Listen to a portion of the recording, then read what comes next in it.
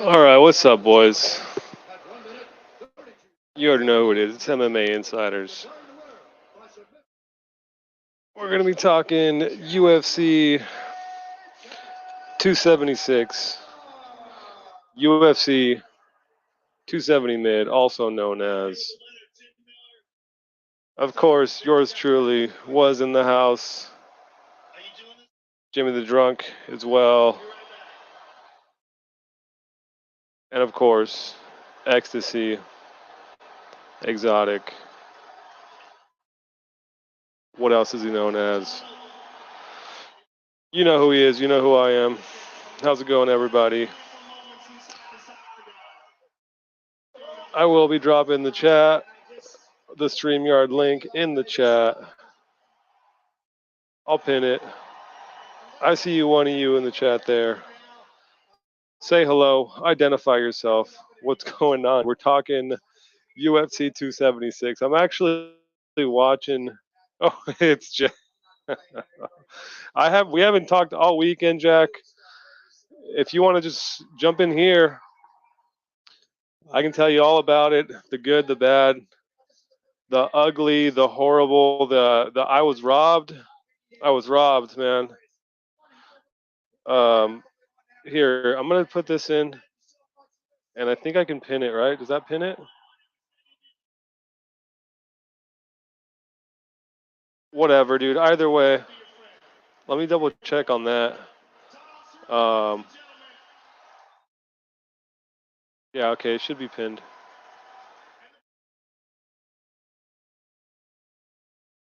Yeah, we're gonna be talking UFC 270. Oh my God, what a fucking horrible card that was. I mean, was it horrible, or were my expectations way too high? That's the question. Okay, let me make sure this is pinned. I gotta go onto the other one. Let's go to the fucking. Let's go to YouTube real quick. Make sure we're pinned. Man, I don't know, dude. It's like the card was. Was it fun? It was fun. All right, I think it's pinned now. I think I pinned it. Okay, yeah, now we're pinned. I can close this.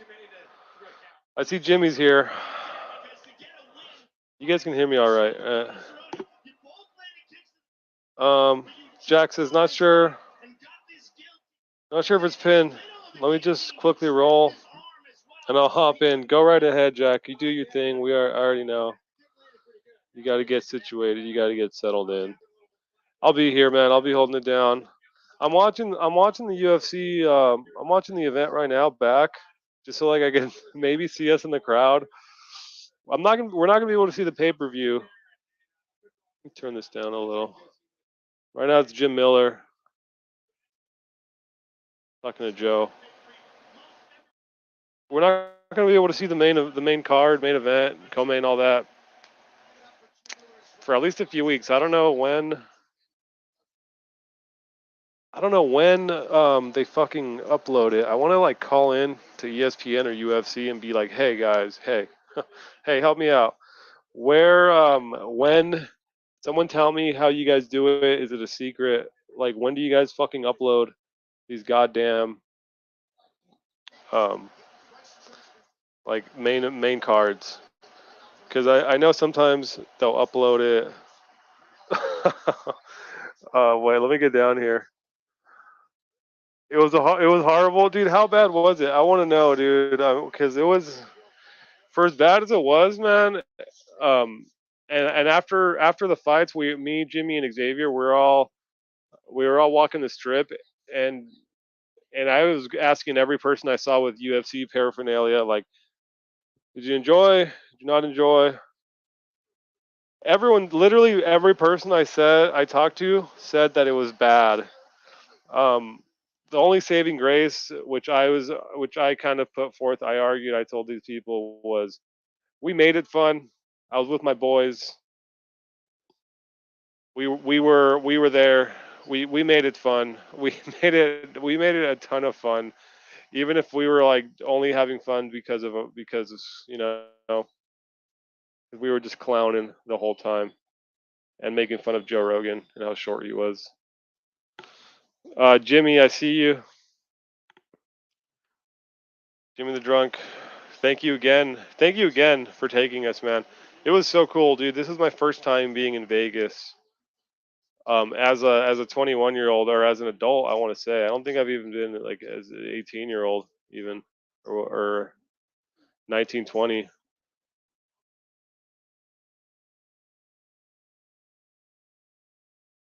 So it was a blast, man. It was good. It was a good. You did the recon mission.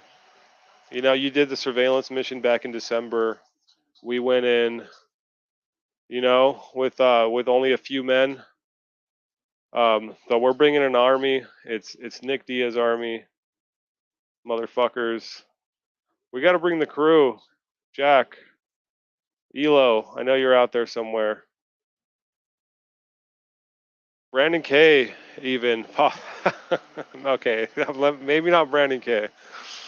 Um, Prediction Guru was there, man. We linked up with Prediction Guru. Prediction Guru is a good guy. Jimmy says we should have went to Money in the Bank instead. I agree. It would have. It probably would have been better fights. But we still had a lot of fun. We would have saved a lot of money probably at Money in the Bank. Maybe we would have even ran into Helwani, the nose. I guess he was over there.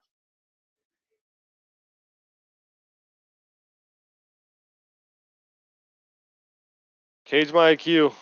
A-Town down. I don't understand that reference, but I respect it. Cage, you're a cool guy, dude. Cage, get in here if you want to talk. I want to know what people think, what people thought who watched the fight, who haven't talked to, man. I want to hear what everyone else has to say about it. I've been hearing everyone who was there said it sucked.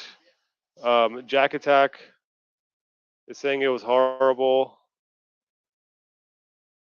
Uh, who else, man? Elo was like, he's like, I didn't want to say anything since you guys were there, but yeah, it sucks, right? Because I put in our chat, in our awesome Instagram chat. Cage says he's from A-Town. Tell me who's from A-Town. Um, Jim Miller. Uh,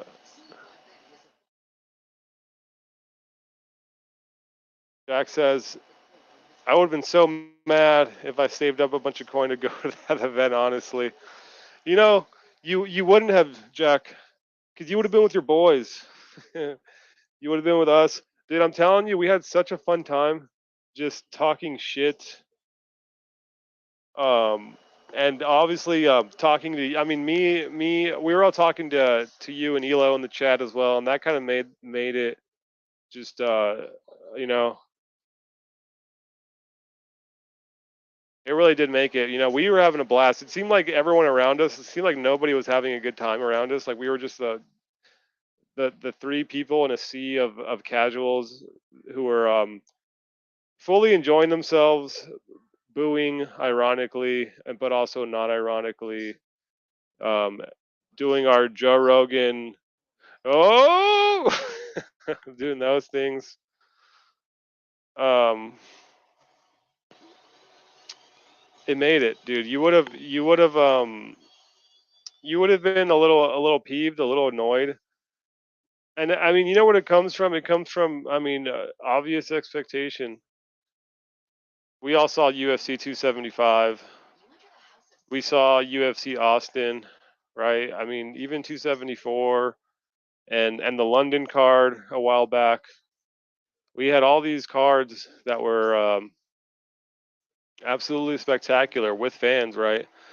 So it's like, what do you expect? You go to the weigh-ins. The weigh-ins are somehow more exciting.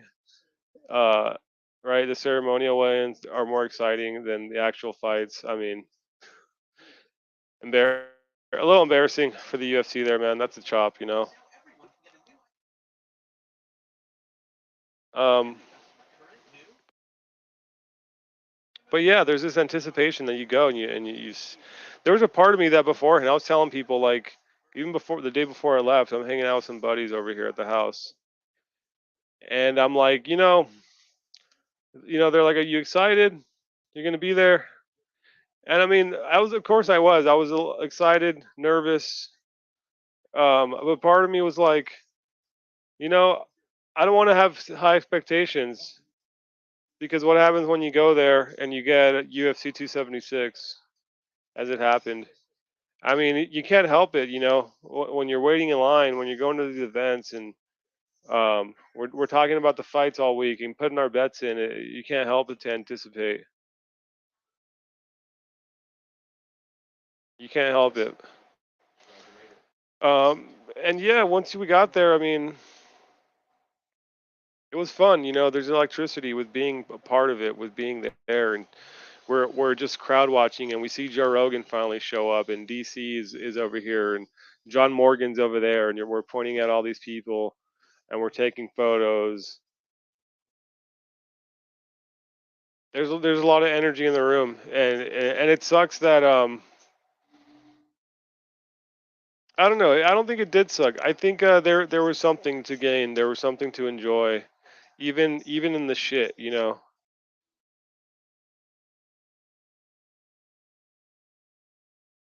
I think you would have fun, Jack. I mean, maybe you in particular, because you would be flying halfway across the country. Um, you have to get vaccinated to even get into the country, Jack. So you're going to be risking like death. You're literally going to be risking your life to come watch the UFC. But you know what? It'd be worth it, man. Trust, trust, trust. What did Adesanya say? Elo just messaged me, or us.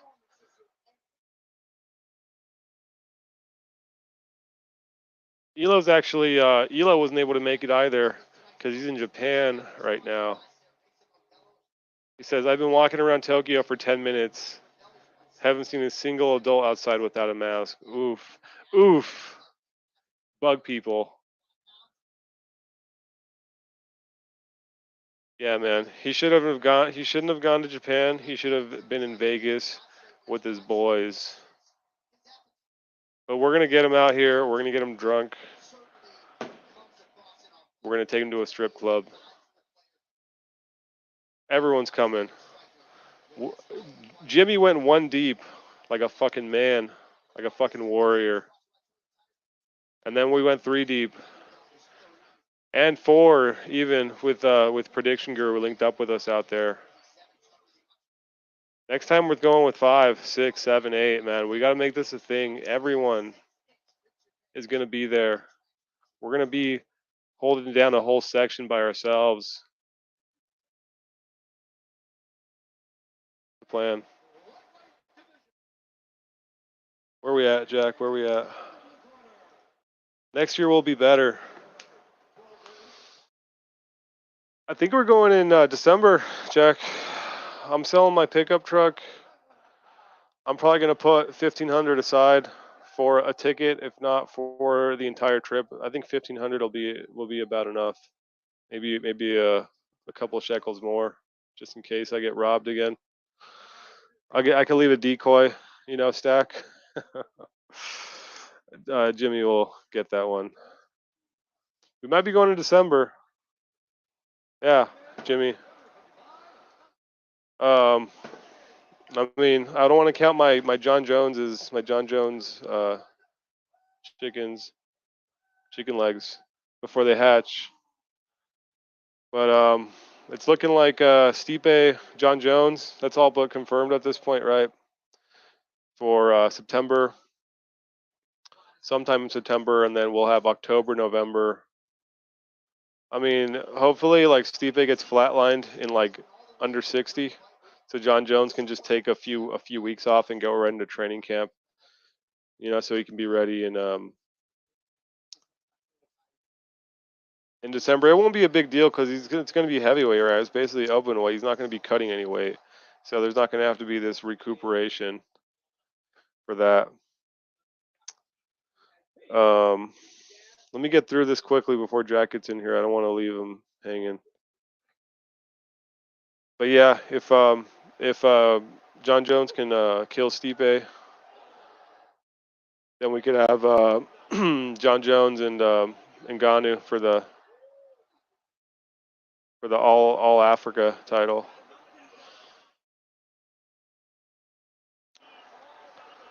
Yeah, I'm ready for that. Austin Theory won Money in the Bank. Oh, Austin. Okay, see, I don't watch pro wrestling, man. Austin Theory's from A-Town.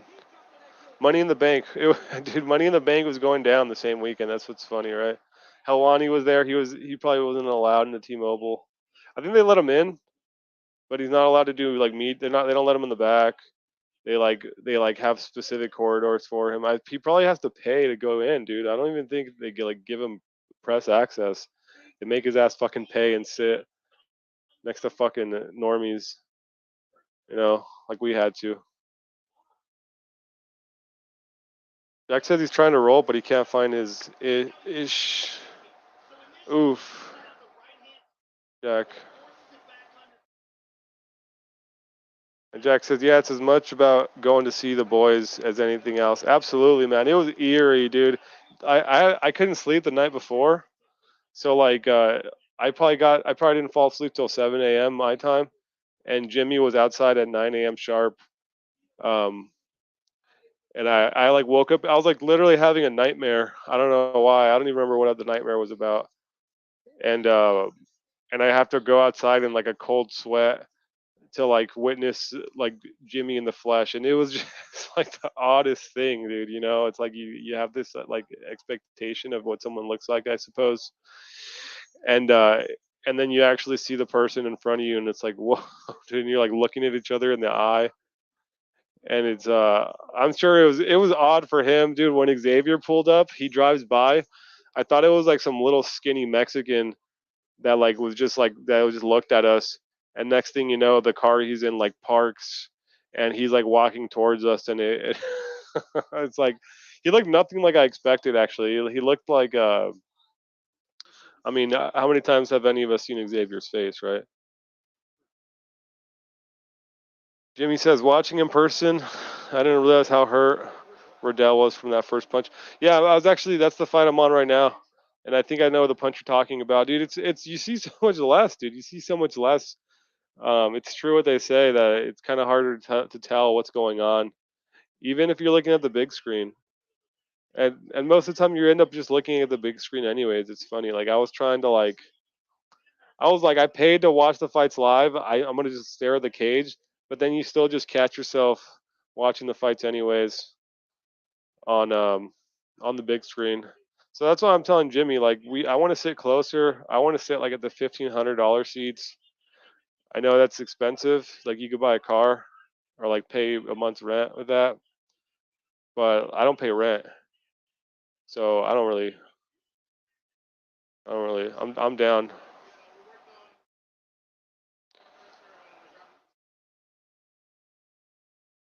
Cage my IQ. I might go to to UFC Long Island next weekend. You should go, man. Hurry up and get your ticket before, or I don't know. Strategize however you see fit, and try to maybe get something on a discount. I don't know if you're gonna go alone. I would say come with friends who actually know, who actually have a clue.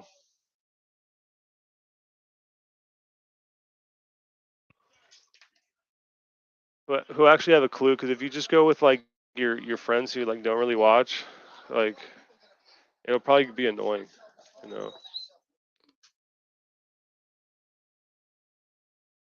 All right, I gotta walk downstairs really quick too.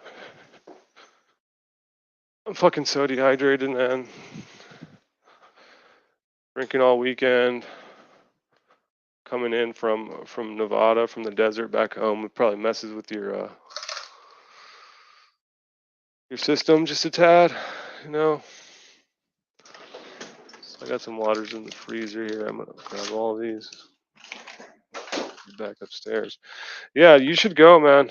I would say like get the best seat you can afford. Try to get as close as you can to the action, just because it's worth it. And the good thing about like the fight nights, right? Is they're a lot cheaper than these goddamn Vegas cards and pay-per-views. I mean, I paid $710, man, for my ticket. We each did. Well, I guess I only paid $5, but the fight nights are a lot cheaper. Like I think Jimmy, you're gonna be at UFC San Diego. And Jimmy only paid $240.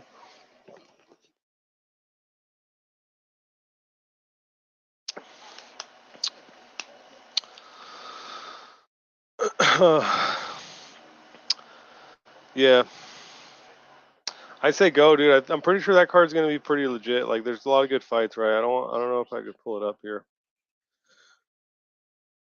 Jordanian Burgos. I'm a huge Charles Jourdain guy. Burgos, you know, eh. Burgos is cool, man. I don't know. I don't like the way his face looks. I don't know if that's like a legitimate reason to dislike someone or be indifferent even. I don't necessarily dislike him. But at least he stands and bangs, right? And Jourdain obviously is a very talented striker. So that'll be fun. Yeah, there's a lot of fights. There's a lot of fights on that card. Let me just pull it up. So that's this week's card. It's RDA, Viziev.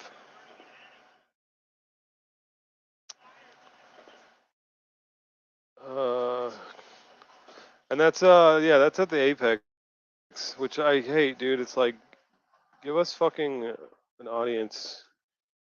Give us like a laugh track. But yeah, so the week after, so it's you said next week, so it's 2 weeks from now. It's gonna be Ortega. Oh, dude. Ortega Rodriguez, dude. How could you not go to this, man? Don't be a fucking loser, dude. Don't be a fucking rush tapology, dude. Don't be fucking call me Rush. Not going to the UFC events on his home turf like a fucking scumbag, dude. Jack, you get a pass because you're not in London proper, but your country's not that big. You guys got to represent. You guys got to show up. Don't be gay. Yeah, I mean this. I guess I could pull this up, huh? See here.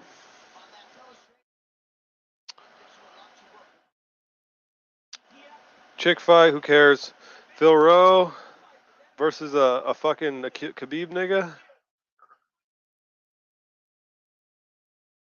Why not, dude? Let's. I want wrestlers to get knocked out. I fade wrestlers. Not really, but I want them to lose.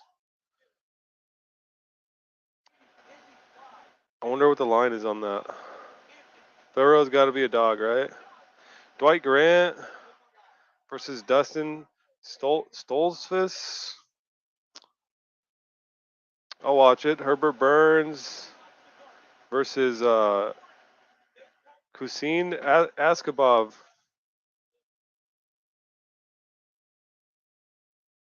Undefeated. Is this guy debuting? He is. Debuting fighters usually lose. This guy's undefeated. He's lost to Pineda from from Crucifix. He got brutalized. I mean, Herbert, he's had some wins, right? He KO'd Nate Landwehr. But Derek Minner, this guy hasn't been that active, man. He hasn't fought in like 2 years, man. Holy fuck. So that's kind of a fair. This guy hasn't fought in 2 years either, though. Yeah, you got to fade the brother, right, of like the good fighter. Never live up to, or the sister. Never live up to expectations. Dustin Jacoby, I'm a fan of Jacoby because he's a kickboxer. and Daun Jung. This is like good fights, man. These are all good fights. It's a lot of like I mean striker versus grappler, but in theory, some good matchups, some striking battles, Quarantillo Algeo, that's just a solid MMA fight, right? They both grapple, they strike, so that's cool. Simone and Shore, Dalcha and Soriano, that's great. And then we got the Tate Murphy fight. Jourdain, Schnell. This is great fights, man. These are great fights. Yeah, man, you should totally go, dude. I mean, it's probably, I don't know what prices are like in New York or Long Island. There's probably gonna be pretty up there.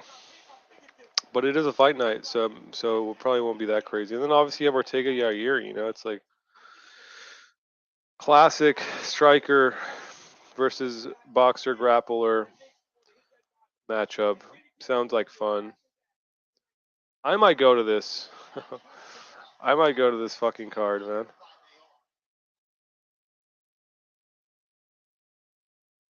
All right, what else we got going on?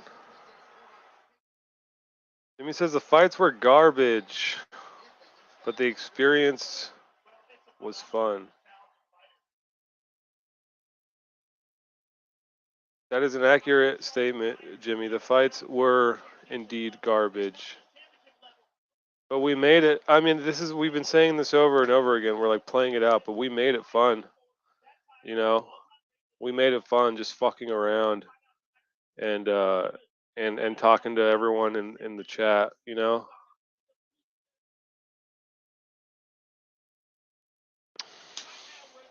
I had a lot of fun.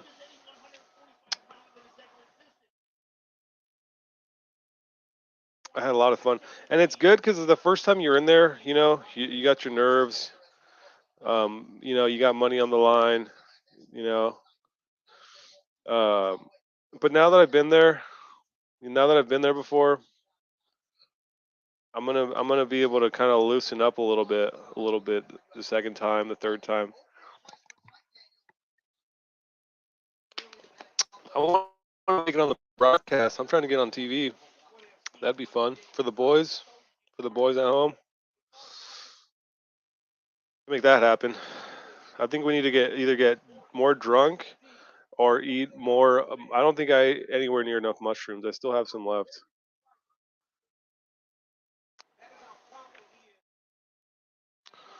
Jack says, I don't think you need to get vaccinated to enter the U.S. Really? All right. Well, yeah, if that's the case. I know to go to the UK you have to, right? Maybe that's where I was mistaken. I was getting them mixed up.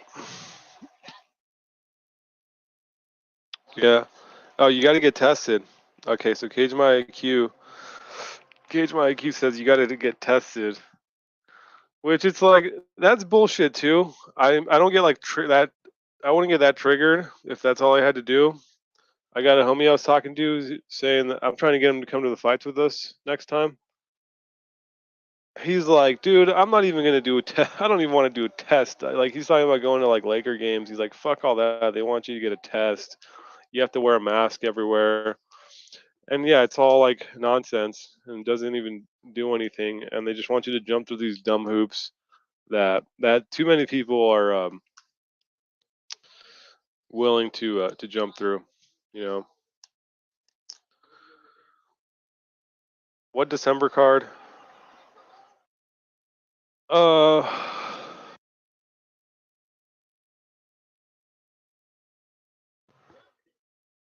what December card? Well, Francis Ngannou said he was looking at coming back in December. Now, what exactly does that mean? Does that mean training camp in December? Does that mean fighting in December? I mean, guys heal up from like these knee injuries and surgeries a lot quicker these days, especially when they have like, a little extra help. So December always has those big cards, right? 270. Help me out. 269. There we go. 269 was in December when Jimmy was there in Vegas. So they always have those big cards.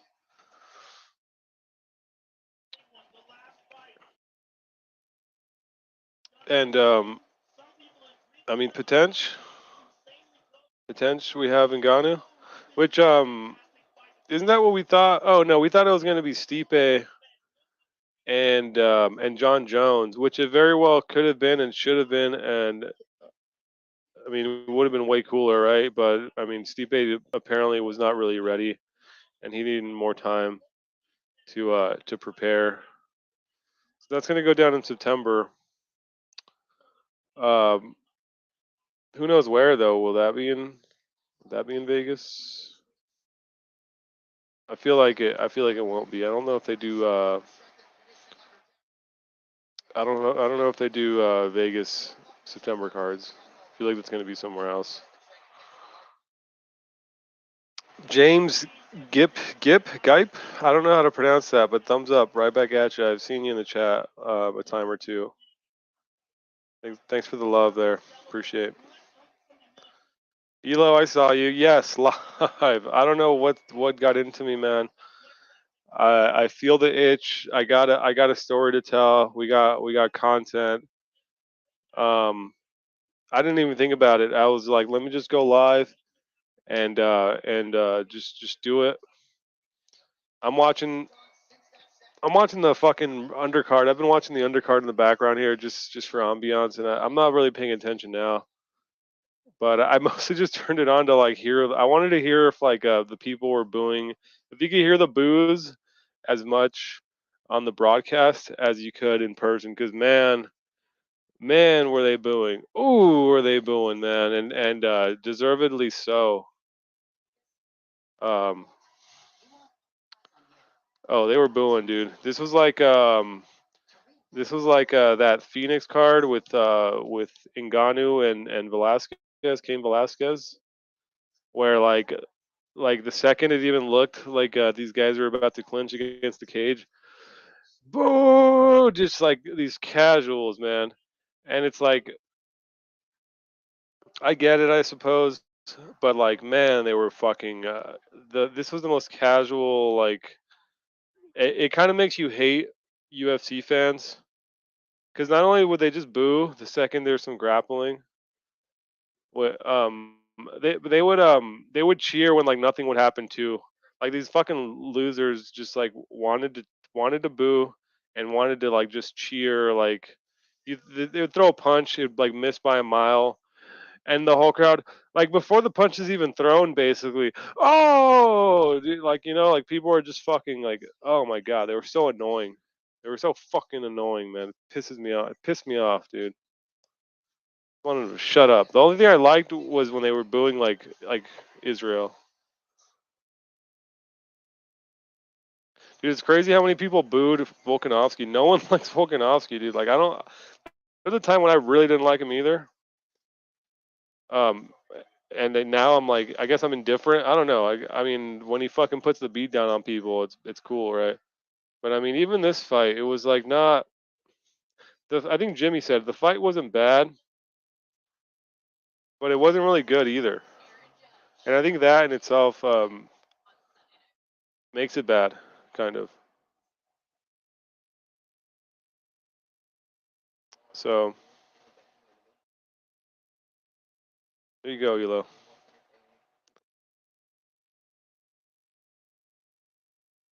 Texas, I bet it's mad. It's weird, dude. It's weird meeting people. Like when we first saw Prediction Guru, me and Xavier were walking into the casino, and him and Jimmy were already at a roulette table, and I like stopped. I kind of like I kind of like stopped and like turned to Xavier. He's kind of walking a step or two behind me, and I'm like, oh shit, dude, he's right there, man. He's real, dude. He exists. So, and then when we walk up to him, it's he was so fucking stoned. He was so stoned and probably drunk, but I mean, he must have been drinking all day. I was like, you know, taking it easy.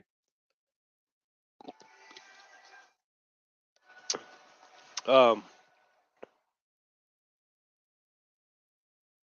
but Prediction Guru was cool though. Prediction Guru was cool, man. He's actually a pretty good dude to just chill and talk to. I mean we chilled for a while, like Friday night. We ended up all going back up to the hotel room. It's funny thing, man. When you're in Vegas, man, you spend a lot of time just kicking back in the hotel room because it's like the only place that you can chill without having to like tip somebody or buy a drink or whatever. So I mean, we chilled to like 3 in the morning on Friday night before Guru had to go, and we were just talking everything, man. Just MMA, talking fights, talking the event. Guru was actually at the event as well. Like we met up with him at the event. I think like some point right before the main card, and he was only like 2 sections over from us. Who else was there? I don't know, but that happened. Guru says meet up in Japan with me and Curry. Is that directed at me?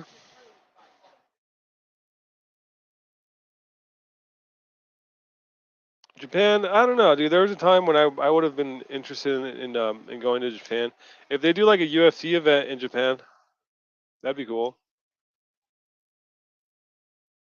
I need to get a fucking job and start saving up for all this shit, dude. So I could fucking really start making it happen. I mean, this one, I like went into debt. I like went into debt to fucking go to this event. Um, but it's worth it. And I'm gonna have to like skimp and just start slaving away to um to get ready for the next one. Japan, UFC Japan. Stay tuned. Xavier looked like a smaller Mexican Jake Paul. He did look. He was kind of small, dude. Is Xavier here? I didn't expect him to be. He was all skinny, dude. But that's just because he's been like cutting weight. So he's like the small little dude. He totally did not look like anything I expected him to look, man. That's the weird thing. Like I think I saw a picture of him one time, but this he looked like nothing like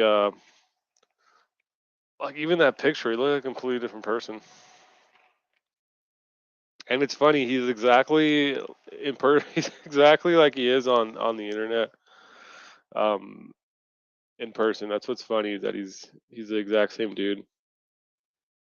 It was funny because we were riding in the car to Vegas, and like it was me and Jimmy in the front, and Xavier was in the back, and I was just hearing his voice. It was like it was like we were in a fucking Streamyard or like an Instagram chat. Yeah, it was fun. Jack says next meet should be in the UK. I reckon we get the best events. I mean, if we're gonna hound you into coming out here, it would be very hypocritical for us to like not go out there. But the only thing is we all have to go out there. I mean, dude, why not though? Why not go to fucking London or fucking Liverpool, or if they have an event in one of these other cities over there, fucking Manchester or something. I mean, that'd be cool to go to, man. They all speak English out there, so it would be pretty cool. Yeah, but we'd all have to pay, Jack. See, like if we go over there, we all have to fucking fork it over, dude. Tickets are fucking a ripoff. Probably worse than over here. Um, we're gonna have to pay for room and board and fucking food and fucking plane ticket and shit, and we're all gonna have to pay it. But if you come over here, Jack, you have to pay. Dude, you could probably come out here and it would like legitimately cost like the same as if you went to like a fucking London card, just with how obscene it seems to be in cost.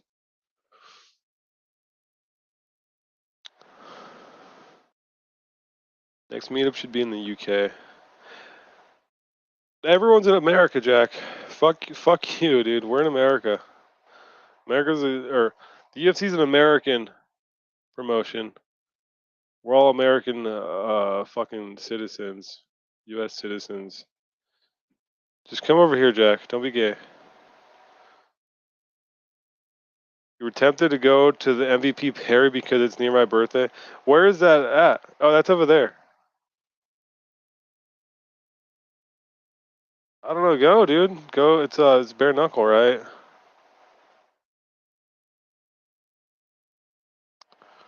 When is that? When is that?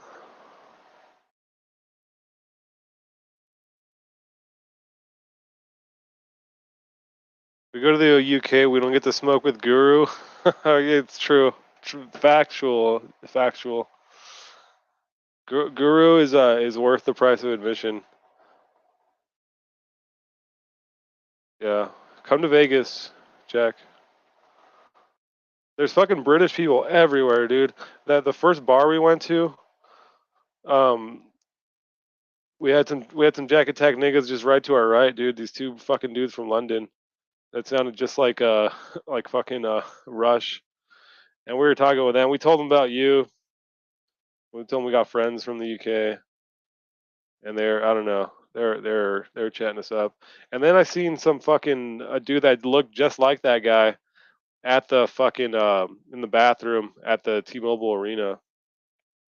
There are a lot of British people there, man. I mean, there's always British. I feel like English people. I love going to Vegas. I remember being like 11 years old, 12 years old, and meeting these two little fucking Harry Potter motherfuckers, like at Circus Circus. Two little British kids, and I mean that was like fucking almost 20 years ago. So like, yeah, a lot of British people, man. A lot of British people over in Vegas, Vegas town.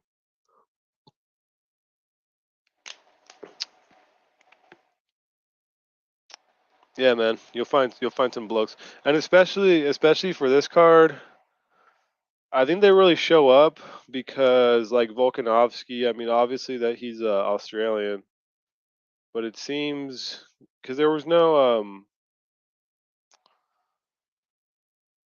British fighters, but it seemed like there was a lot of Australians. There was a lot of Brits I could tell, and a shitload of Max fans. Like when Max says that that Vegas is the ninth island, like it's true because everyone booed Volk. Everyone booed him at the weigh-ins. Like it was loud at the weigh-ins, man. How much he was getting booed. You could barely hear it. If you watch the ceremonial weigh-ins, you actually can't even hear how much he's getting booed. But it was like it's way more, dude. He got booed bad. Like they almost tried to like shut that shit down so you couldn't tell. And then everyone's cheering for Max, dude. Like I don't know if there's a lot of Polynesians or what. All the security guards at the fucking weigh-ins were like fucking Polynesian motherfuckers, dude. Like big ass dudes. But so many Max fans, dude. All the Max fans were there. Everyone was cheering for O'Malley, dude. All the O'Malley simps. He's like O'Malley's like a big deal, man. I mean, I'm kind of the type that's not a huge fan of like the fan favorites because like I'm like a hipster. But damn, do the casuals love O'Malley? He's fucking trends with the fucking normie like idiots and the kid like little kids and even just like actual adults, you know, like people like in their 30s and 40s and shit who like you know just casuals who were there and like were big O'Malley fans. That's why it sucks that it ended the way it did, man. It's not good for business. Cut cut Pedro. Jack says, I wonder how much MVP Perry tickets are. I wonder when you could look it up.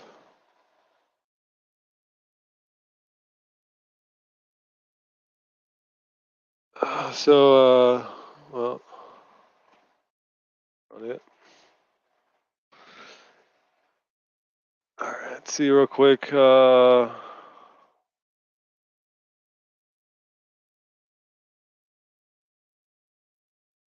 Is this it? BKFC London. Find tickets. Let's have a look. See. I mean, what kind of fucking kind of coin can they fucking be asking for, dude? What kind of scratch can they really demand for like bare knuckle, dude? I mean, you guys get ripped off out there. You guys just let yourselves get ripped off. I guess we do too. It's not like just you guys out there. Oh my god, 600 pounds, 638 pounds for like ringside. I mean, that's like a lot of money. I mean, I guess maybe not for ringside, but for bare knuckle, dude, like what? D? Where's the D at? D? I don't even know where that seating's at. E seating. E is there. I don't even know how this works, but I mean, if like the cheapest seats, 65 pounds, 64 pounds for I don't even know where that is on this fucking thing.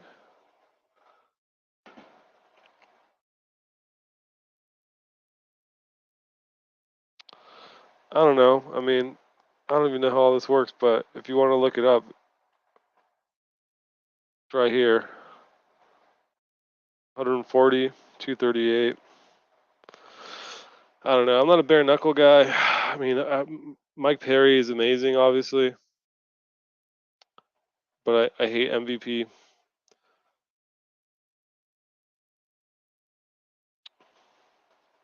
I don't know. It's up to you if you wanna go to this.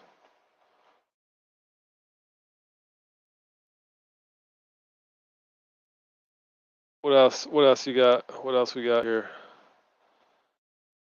We get the real guru over here.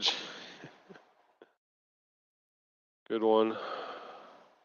I'm pretty sure we have the real guru over here. Actually, I think we talked about that. Didn't you confirm, Jack, that is that the joke you're making there? Did I miss it? Um, MMA Guru admitted to stealing the name from Prediction Guru because he kind of wanted to build himself up through through theft and you know impersonation, basically. I guess it worked. I think he's doing pretty well for himself. But he's a counterfeit guru, if anything. Yeah. That was honestly the worst pay per view I've ever seen. Was it really? It was. Oh man, what made it so bad, man? I mean, no contest, and then just main event was not even a fight. Co-main was like the least spectacular domination I've ever seen. Yeah, it was weird, man, being there because it's like, what the fuck is going on? And I kind of felt that too, that like this is horrible, but there's they'll appeal and the allure of just being there, and maybe you don't want it to suck, you know. There's a party that doesn't want to be at like one of the worst pay-per-views ever, but yeah, in comparison to like fucking Singapore, man, fucking Austin, UFC Austin. Oh, it's fucking baby vomit, dude. Is just. Mm, mm, you know, yeah. At least we have the claim to fame of like being at one of the worst paper.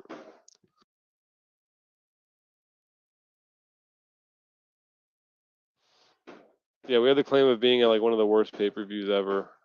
So good thing you didn't come, man. Good thing you stayed out of that one. It's like they can't get worse. Like you said, I think that night. Jack says sometimes it's even better when it's bad if you're with the boys because you can laugh about it being bad. That's all. That's basically all we had was like being annoying and booing. You know, like just you really had to make your own fun. You had to make the best of it, and that was easy too, man, because it's like it was literally it was literally like how we do on the Streamyards, man, how we do in the backstage when we're just fucking shitting on like everything that's going on, and it was really no different. The only difference was that we were there, and we were like sitting next to each other.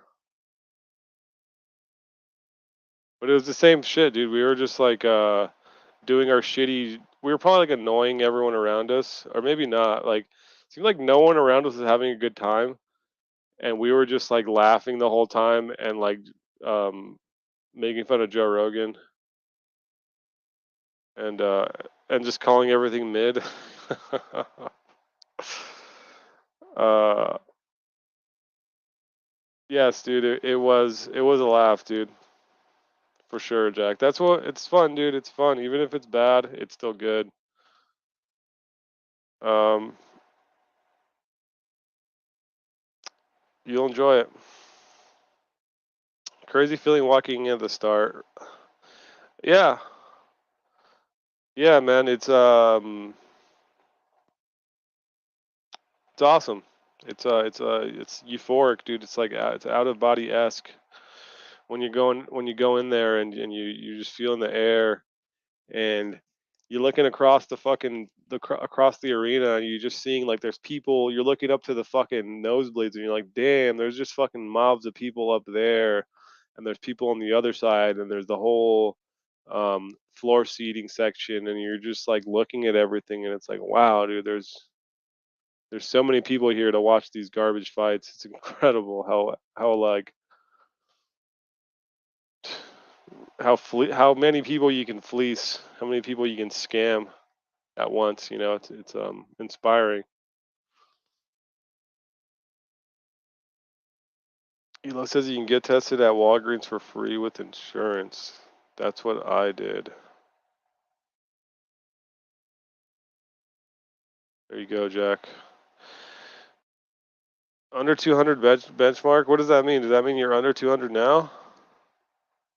Um, I got down to 225. I haven't weighed myself. I was supposed to weigh myself when I got home, but I just was too tired.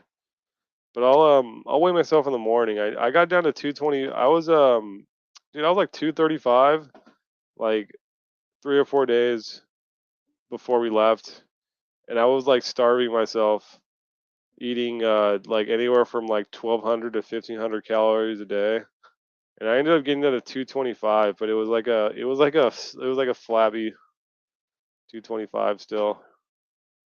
But I mean, it was something. Xavier was the one that fucking was hardcore, dude. That guy said he got down to like 160 pounds or something, 165 pounds, specifically for Vegas.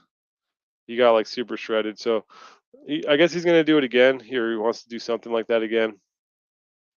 And I'm gonna do the same thing. I'm going back on to steak and water and vitamins. Um, Probably starting tomorrow, and just doing like fucking calorie deficit shit just to get fucking shredded, man. Yeah, man. Let's do it. Let's do it, man. Keep appearances. I've seen footage of people leaving before the main event ended. Not surprised. We were those people, man.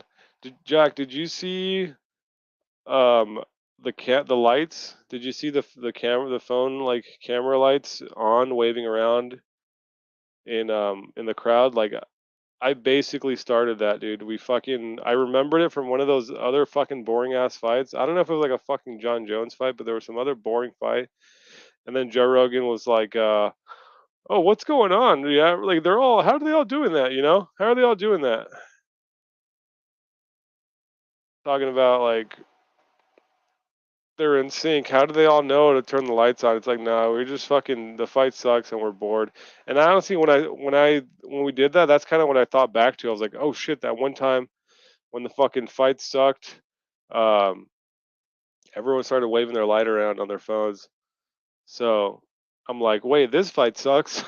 I got a light on my phone, and I started waving it around, And literally, dude, little by little, man, the whole fucking arena, dude, you just start seeing lights everywhere, dude, everywhere, everywhere, everywhere, dozens of lights, man. Everyone was starting to wave their lights around. I told everyone in our section to start doing it. I don't know if that made it on the broadcast. I wasn't able to see the pay-per-view, um, like with the commentary. So hopefully Joe Rogan noticed me, and and maybe I'll be on the podcast before Jessica I too. That'd be cool. But yeah, dude, it was fucking bad, man. That's like embarrassing, man. It's very embarrassing for the UFC to like come on. Oh, it's such a bad look, man. Such a bad look. They were totally hiding that. And dude, Joe Rogan's a fraud. John Anik's a fucking fraud because they're not talking about how like the fight. They're all pretending the fucking fight's amazing, and even they know it sucks, and all the fans knew it sucked. We left fucking right after the fourth round. We're like, well, this is terrible. Let's get the fuck out of here. And yeah, Jimmy was like, let's just go to MGM so we can fucking catch our tickets before all the fucking retards show up and get in front of us. So we fucking left too, man. And there was a lot of people leaving, dude. A lot of people fucking leaving. That video you saw was just one side of the arena. Our side of the arena was doing the same thing. The nosebleeds was doing the same thing. Every part of the arena, I was looking around. I mean, I was very drunk, but I just remember seeing people like just just going, dude. Let's. What are we doing here? It's fucking embarrassing, man. Everyone's just booing the whole time, and dude, the whole time. I can't wait to watch the fight just to like revel in the hate. Um, but yeah, I mean, we go outside, same thing, man. You go out to like the back areas, the back walkway areas. Just people everywhere just fucking going. Like, what the fuck are we even doing here, man? Just so many people leaving, just streaming out early, dude. And I heard that like no one said anything when Bruce Buffer like kind of announced um Adesanya as the winner. And like no one clapped. I guess it was like super quiet because it was just fucking terrible, man. Yeah, and Elo says every Izzy pay-per-view from this point forward will be the worst. They're just gonna give him the worst come-ins and the worst feature fights. What do you think? They're gonna like punish him? A pair Izzy with Shevchenko to punish both them bums. Seriously, man, they deserve each other, dude. They're both fucking these fucking gay point fighting, like, just, ugh, like, Google Killer Instinct, you fucking loser fighters, fucking dude, they're just farces, man. It's terrible. I don't know. I mean, well, look what they had to do with Adesanya this time. They had to like put him. They had to like pair him up with Volkanovski, like this fellow Kanzuk, fellow fucking Kiwi, fucking British colony motherfuckers, prison colony motherfuckers. They had to pair him up just to get. I mean, it was basically an Aussie card, right? It was a fucking New Zealander Aussie card with fucking Jesse Jess and Casey O'Neill was supposed to be on the card, and right, like a lot of Hawaiians, and then even a South African.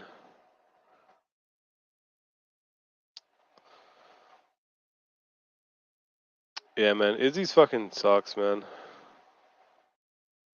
Izzy sucks.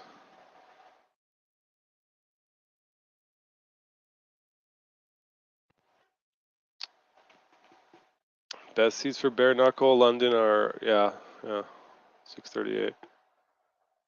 I mean, we paid more than that, Jack, and you're gonna be fucking you're gonna be like floor seats. That's cool. We weren't on the floor. Cage, how was the Undertaker entrance live? Literally the best part of the fight. The best part of that fight was the entrance, and it was okay. As much as I'm hating on Izzy, it was cool.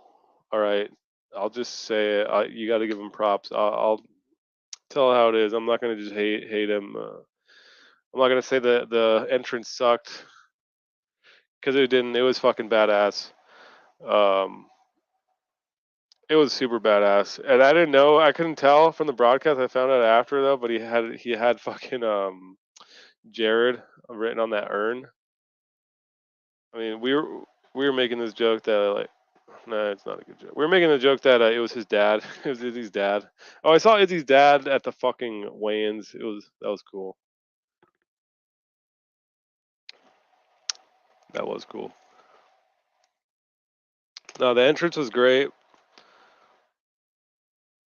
Very well choreographed. I know Izzy's done a few of these kinds of entrances, and the other ones were very shitty, and like they were clearly like only barely rehearsed, like that day, you know. Um, this one was clearly a little bit more rehearsed. And when have you ever seen like the fog machine ever used for UFC fighters? Like at least in this era, maybe they used to do that. I know fucking Chemo came out with a fucking the cross, right? That was fucking badass. They need to do stuff like that. I do like the entrances, man. They need to do more entrances like that, man. Not just for like Adesanya. I mean, just that like real pro wrestling thing, you know. It was cool. It was cool. Obviously, I got a shot of that for like my Instagram, and that'll be like a nice little memory.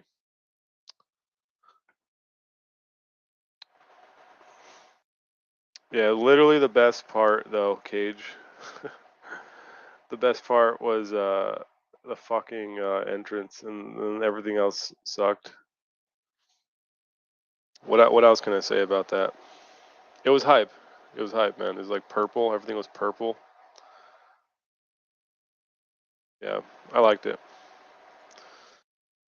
Jack Attack. The price difference is negligible. I'd rather do a UFC Japan than a UFC in the States. When are they gonna even do? They'll do one, huh? Because they're doing like that road to UFC stuff. So they're probably just kind of building these guys up, building up the profiles, so that way they can go out there and have the local fighters. It'll be like a Japan card with probably like South Korean and Chinese fighters, right? If I were to guess, maybe Muslim Salikov shows up. Yeah, they'll do that. They'll do one because they went to Singapore because that's where ONE FC is based, and then we got Risen in Japan, obviously. So they're trying to like go in there. They're trying to encroach on that shit and make moves. So, dude, he's totally lying about being 6 feet, dude. I think Xavier told me he was 6'1" one time. Maybe he is, dude. Because you know what it is? He's he was really skinny.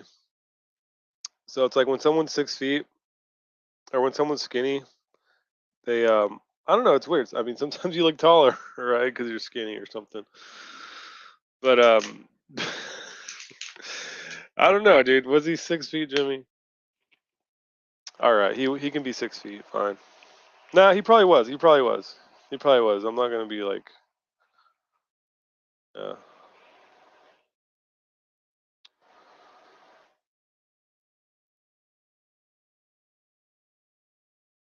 oh, Jack, right, I forgot about that. They did a lineup next to each other on the video. You know, they're all 6 feet or more confirmed. Yeah, dude, I mean, me and Jimmy are absolute units. Jimmy's a fucking big dude, man. He's got some big ass fucking hands. Like, I don't think I could take Jimmy. Jimmy's like, Jimmy looks like a tough fucking guy, dude. He's a pretty tough guy, which is funny now that like I mean, now that I meet Jimmy in person, like, and like all the shit Brandon K would talk about, like Jimmy and me and Elo, dude, Jimmy would kill like Brandon K and then murder me immediately after. Like,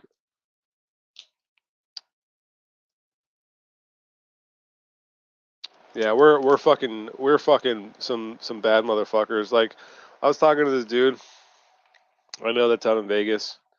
He's talking about being careful. You know, you got to be careful out there. It's dangerous and this and that. But and I was kind of thinking like, holy fuck, you know, we might be like, might have to do some shit. Might have to fucking fight, and we're definitely ready for that. But like, we're also fucking three pretty big dudes. At least two of us were, but even Xavier was with us, you know. And it's like no one was gonna fuck with us. We're Imagine if we had all of us, man. We'd fucking oh, dude, people would no one would do nothing. We'd be fine, and if they did, um, we'd fucking hurt some motherfuckers. You know, if we had Elo with us, someone's getting buggied.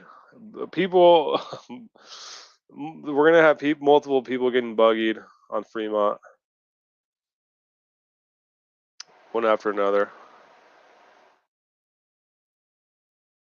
We need me in the lineup for the Russian doll effect. Oh, what just happened? Uh, went too far. Oh, yeah, we have Jimmy, dude. You'll cover. We'll have or Jack. We need someone to cover the low ground too. You know, you're gonna give us like a lower vantage point. You could see in between chairs, you know, and in between people's legs and stuff. So no, it'll be good to have you there too.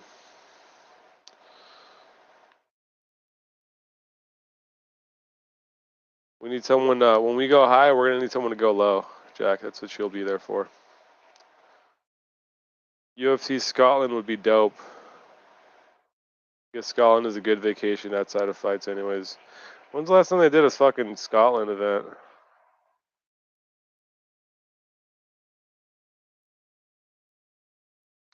Scotland. That'd be cool. I need to start saving up.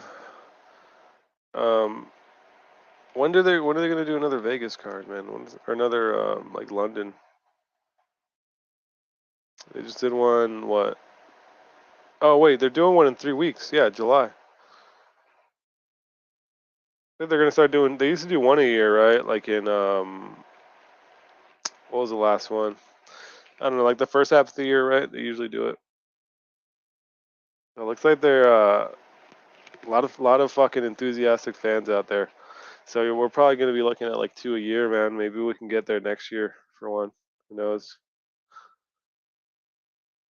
I need to start making money, dude, so we can just start doing this shit like every couple months.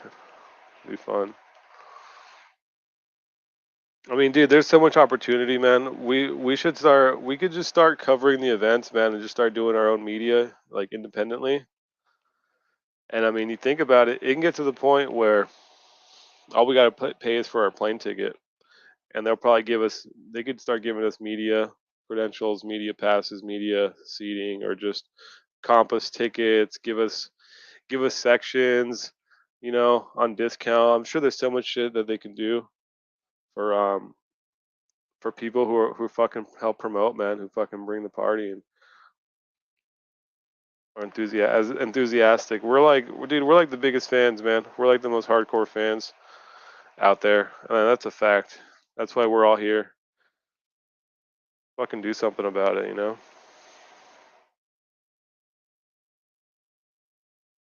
Jimmy the drunk. I'm 6'3" and Jihad was a little taller. Yeah, I don't know. I thought I was 6'3", man. I mean, dude. I mean, I was definitely 6'4" for a while, man. But I just kind of I usually just tell people I'm 6'3", because then you got like weirdos, man, that are like get mad, you know. You got weirdos who get mad that you're too much taller than them, and then they get insecure, and then they accuse you of not being as tall as you are. So it's like, you know what? Chill, dude. I'll give myself 6'3" so you don't cry. Brandon K. Uh, yeah, dude, we're fucking we're bad motherfuckers.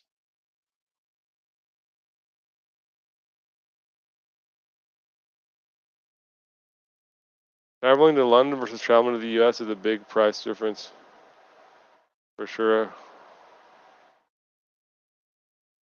Makes more sense for me to travel abroad than for everybody else to travel here. Yeah, that's what I'm saying, man.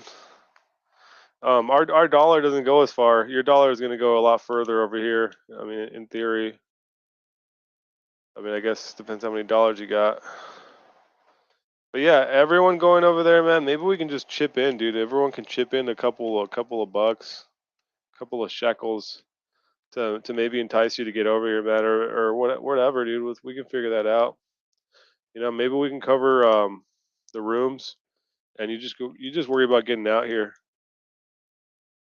and obviously getting your ticket and bring a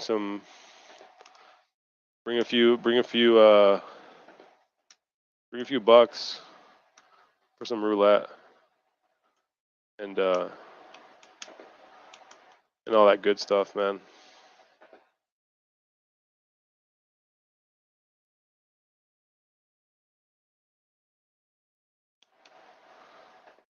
Let's I mean, dude, what's the venue? Do I still have this up?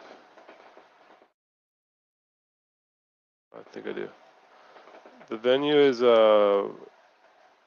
Wembley. See what that looks like. I mean, maybe this is a spot where like it doesn't really matter where you sit. You can get in there for under $100.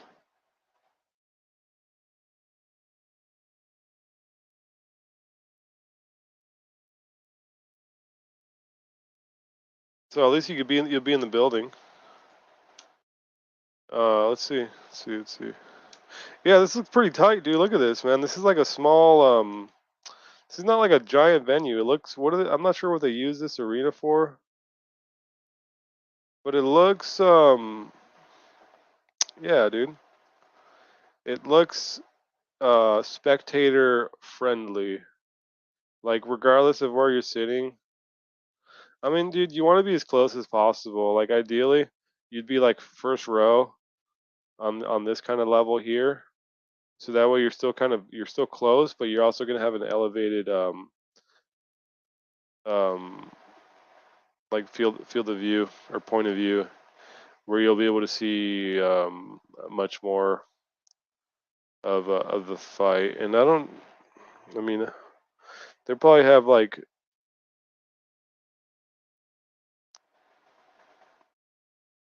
yeah, they probably have what do you call it? Yeah, they do like screens they can put up. You kind of watch on that as well. I don't know. It's cool, man. Tell a couple of mates to go with you, man, or go alone, dude. Pull a Jimmy the Drunk. Be bold and run a solo mission, and you can come home and tell the boys all about it. Yeah, this fucking poster is cool, dude. They look like this is perfect because they actually both do look like the devil, you know, like that classic Satan with a tail. That's pretty good, actually. I like this. I do like this poster. I do like posters.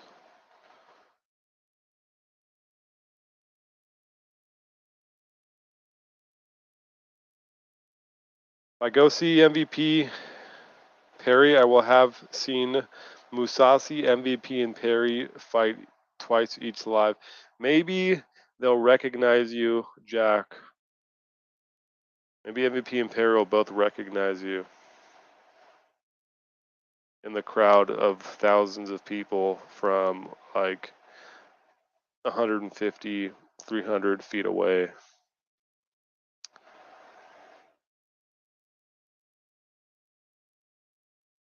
Yeah, probably not.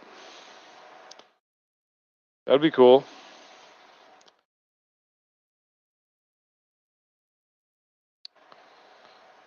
I might just get the nosebleeds for 65. I feel like the room is gonna be tiny. Oh yeah, see, you already know. You know more than me. I'm just a little behind here. 600 for a ticket. Yeah, dude. And like, come on, it's bare knuckle, dude. Am I being a douche here? Am I saying anything no one doesn't already know? Like, it's a little bit low rate. That stuff. I mean, it's hard to watch on TV sometimes. But if you want to go for the experience, if you're a bigger fan than myself, and you can get in there for $65 and have a few 20 notes for some beers as well. Um,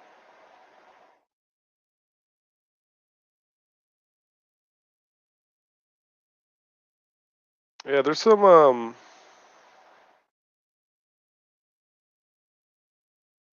I'm paying 600 plus. There's something else in there, man. Maybe you don't got to go for like the cheapest. Maybe you go for something like on the like maybe lower mid UFC 270 mid. You can go for some mid tickets, lower, higher. Um, and yeah, and it's a small venue anyways, man. It's like a pretty small venue. So kind of seems like wherever you sit, you'll have a good view. Jimmy, did you eat that elk jerky? Oh, dude, I destroyed that shit, man. I should have, honestly, dude, I should have ate it on the way home, and I probably would have shut up about like fucking guns, you know? I feel like I just needed something in me. Because once I got home, dude, I ate all that shit, man. I ate the whole fucking bag in like less than 5 minutes. And damn, son, it fucking talk about fucking vitality, man. I felt like Joe Rogan. I became Joe Rogan for like 25 minutes. Nah, but it fucking it activated me, man. That shit was actually really good. I should have ate it. I was gonna save it for when I got home, but it's like I didn't eat shit the whole day. I liked it. I enjoyed it, man. I feel like I'm still riding the wave of that jerky right now. That's why I decided to go live. I ate your jerky, and I just my inner Joe Rogan came out of the bottle, out of the. Anyways, Jack. Hey, listen, 300 for row A of the UFC pay-per-view. No way I'd spend even half of that for bare knuckle FC. Goddamn, son. When was that? Because I don't think that's ever gonna happen again, man. If people like us are stupid enough to pay $710 for like a a mid seat, they were decent seats actually. They were decent seats. The photos look great. Um, let me pull up my fucking my shots, man, so I could get a refresher. Oh yeah, the seats were good, man. The seats were fucking good, dude. This is where we were sitting. It's fucking cool. We were just we were a bunch of fucking like casuals who don't know how to have a good time. Am I crazy? I feel like Jimmy, am I right? I feel like we were having the best time out of like anybody in our section, dude. We were like enjoying ourselves. And I wonder if we like annoyed anyone. I don't think we did, 'cause no one said anything, but we're fucking beasts. I don't think they wanted to say anything.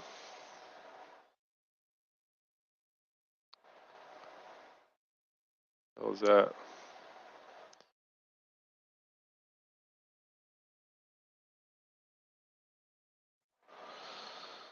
Um, Damn, I'm behind here. It's true. Lamau, Guru stole his name from Jack and admitted it. Witness.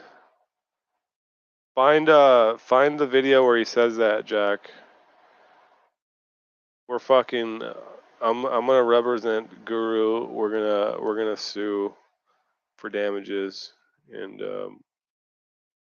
lost income, man. I mean, what happens when someone's looking for Prediction Guru, the original, and they find this fucking fat fucking nerd with a shitty fucking beard? My beard's awesome. I'm not on camera, but tomorrow I will be. So, fuck that fat. Didn't O'Malley? I won't be mean. He pees in bottles. He fucking pees in bottles.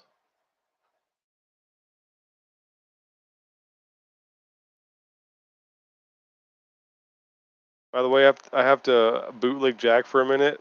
Great parlay. Which one? The KO ones? Did you hit on the KO shit?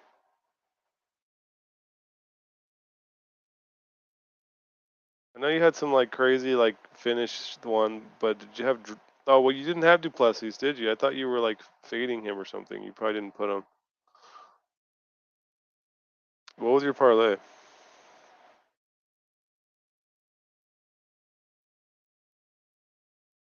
Greekus delivered. I don't know, dude. I had the fucking fight doesn't go the distance. I should have just had like, but I don't think I could. I was able to bet Duplessis like just to get the finish. So I had to do fight doesn't go the distance, and it kind of like a little bit like sour grapes. I did cash on just Duplessis money line. I should have put all my money on Duplessis money line. I mean, that was like my most surefire bet, and then Strickland fucked me. Oh, and then Jesse Jess. I don't know what I was thinking, man. The whole week, I'm like, hell yeah, Sterlarenko, she'll win. Jesse just sucks, dude. I'll tell Elo. I'll tell Jack Attack. Why not, man? That sounds sensible. And then like the last day, or like on the way to Vegas, I just start like lying to everyone in the car, like, oh yeah, dude, Jesse Jess, come on, she's good, right? She's gonna win. She's a lock. All right. Yeah, Duplessis was good though. Duplessis was good. It's just sucked that he didn't get a finish. I don't know. It looked weird watching it live, man. It looked like he wasn't hitting him. Like I think Xavier said it it looked like he was like fighting underwater. Dude, it was like Duplessis was like, oh man, the 3-2 didn't work. I know. Let me try the 3-2 again. Oh, I'll do that again. Let's 1-2. 1-2's not working. Okay, how about I throw a 1-2? How about I throw a 1-2 again? Okay, 1-2. Man, that was annoying. Fucking. And then I didn't even see it live. I thought he got blasted with something, but apparently he headbutted Tavares, and that's how he got knocked down at the beginning. Oh man, that could have went really badly, dude. There was something about that fight that was like fucking. I was just unsure watching it, man. I was scared. At least that bet hit though, and I fucking didn't lose everything. Izzy won't beg for Drusus for years like he did with Cannon fodder with Jared Can. Yeah, Barbarena. That was like the only fight that was like at least it was back and forth, dude. None of the other fights. I guess you could say Jessica I. Oh shit. I guess fuck man. I guess Jessica I was like technically like a good fight.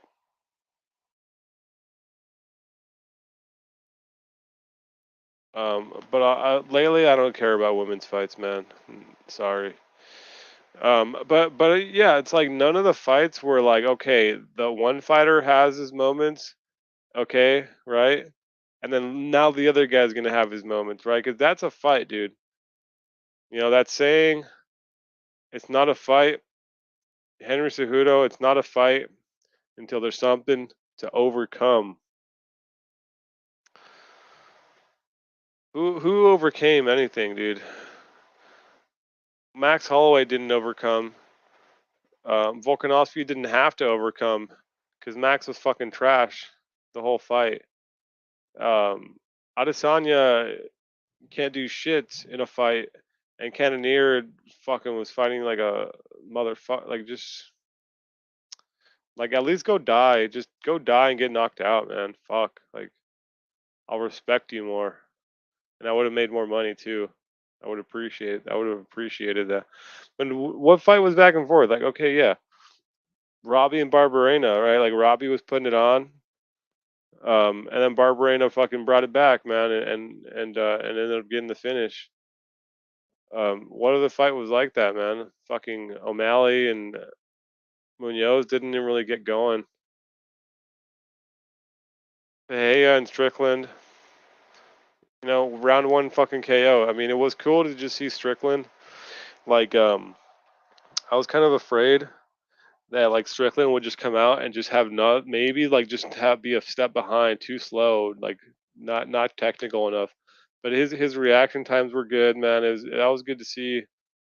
Um, he was kind of like just on par with Bahia for at least the first few minutes, and then he tried to like parry, dude. He tried to do this weird parry, and Bahia just fucking wrapped this shit around it, man, on the way up, and came in with a hook, and it's like it was so frustrating, man. Like, why is fucking Strickland trying to parry out so far out like a fucking amateur when you're supposed to meet the punch at the contact point? You're supposed to come in tight and cover your fucking chin, and he's like just walking around like he's fighting fucking Brandon Allen, man. Like, what the fuck are you doing, man? It's so annoying. Angry. Bahia was right. Israel's performance was disrespectful. All right, I'm a Bahia simp now, dude. I'm his biggest fan. Tell me where he said that, Jack. I want to like download that and watch it endlessly. Yeah, it was, man. That's really what it was. Like, he's fucking serious, man. We pay this money. Like, you're really gonna do this again? Like, how many times can you fucking scam a whole arena before we just decide to fucking murder him? Just like storm the cage and fucking start beating him. So annoying. And then Adesanya's like in the fucking he's in the fucking like post fight press conference like, oh, these drunks, they've been here since 3, fuck them. Fuck them. Like, fuck you, dude. We're never gonna like I'll never come to an Adesanya fight, dude. If he's fighting, I'm I'm not one of the fans in attendance. Like, that's my prerequisite. Okay, is Adesanya fighting? No. All right, I'm there. But man, like, fuck him, dude. My life's dream is to like just slander Adesanya to everyone I meet. Like, that's my new goal. Is like, how can I shoehorn not MMA? That's what I used to do. It's like, how can I just start talking about MMA with this person? Nah, son. How can I shit on Adesanya to this person who doesn't even know who he is? I want to destroy his reputation. Fuck him, dude. Fucking hate him. Like, I hate Adesanya. I hated him before, dude. I used to fucking hate him. I would bet against him every fight. I might have to start doing that again. I kind of like, started to respect him, but like, nah. Nah, never mind. Yeah, man, what are you fucking doing, man? Like, fuck you, dude. You cost me money, Izzy. Are you out there? I'm gonna fucking shit on you. Fuck. Yeah, I did, dude. It was me. I mean, I can't say I started it because people have done it at other events.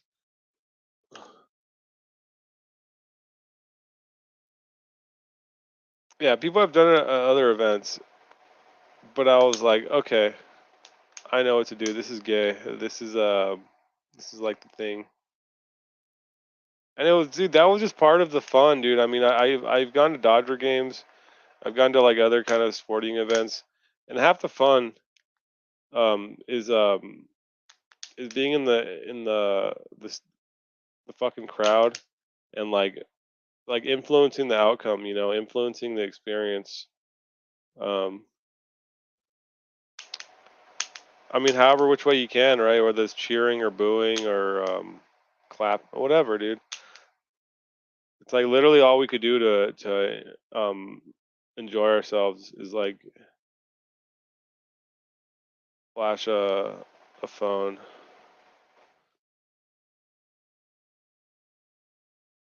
I hope that shit made the broadcast. Oh, you know what? It made a Kevin Ioli. Did I send that in the chat? I did. I made a fucking Kevin Ioli article for Yahoo. They're talking about how like everyone was fucking booing, and then like towards the end of the main event, he said like everyone started flashing their lights. So that's like I'm gonna put that in my resume. I think like like an accomplishment. Like I did it. I made it.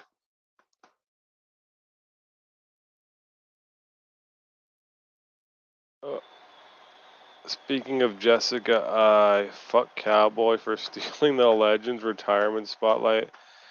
Dude, Joe Rogan better not let her on his podcast. That's gonna be like the least watched fucking episode ever. I mean, I don't care, but that's gonna be like a fucking hour and a half long one. Like he's just gonna do it just so he could fucking get her to shut up. I hate Jessica. No, I hate her. Yeah, I hate her actually. Dude, the cringiest. Ugh, ugh. When she tried to get the chant going, dude, she.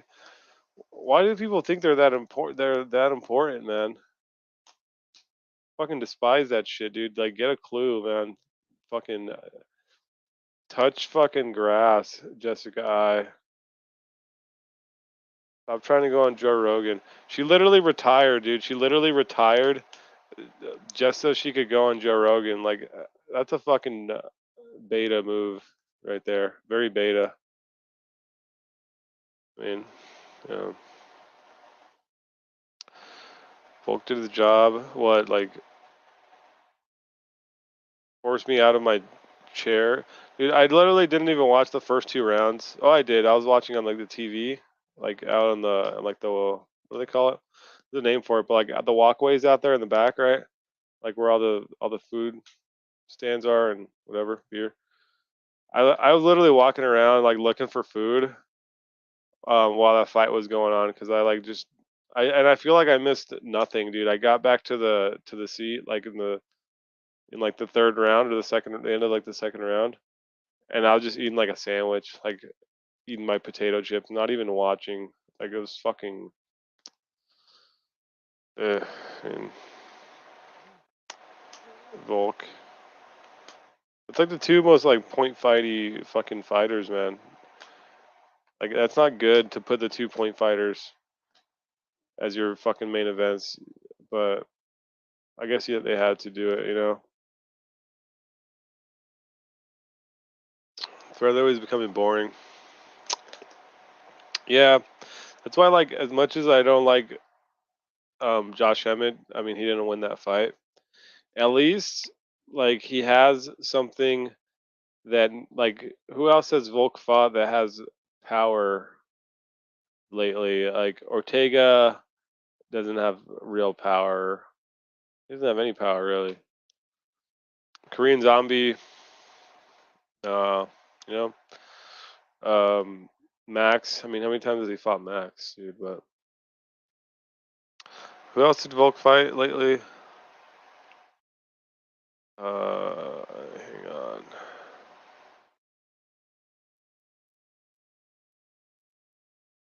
Fought Max. Max has no power. Korean Zombie has no power. He fought Aldo. It's like the last guy.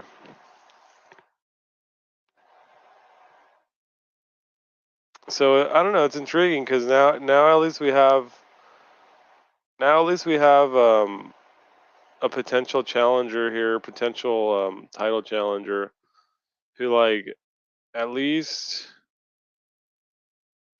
he's probably got more punching ability, more knockout ability.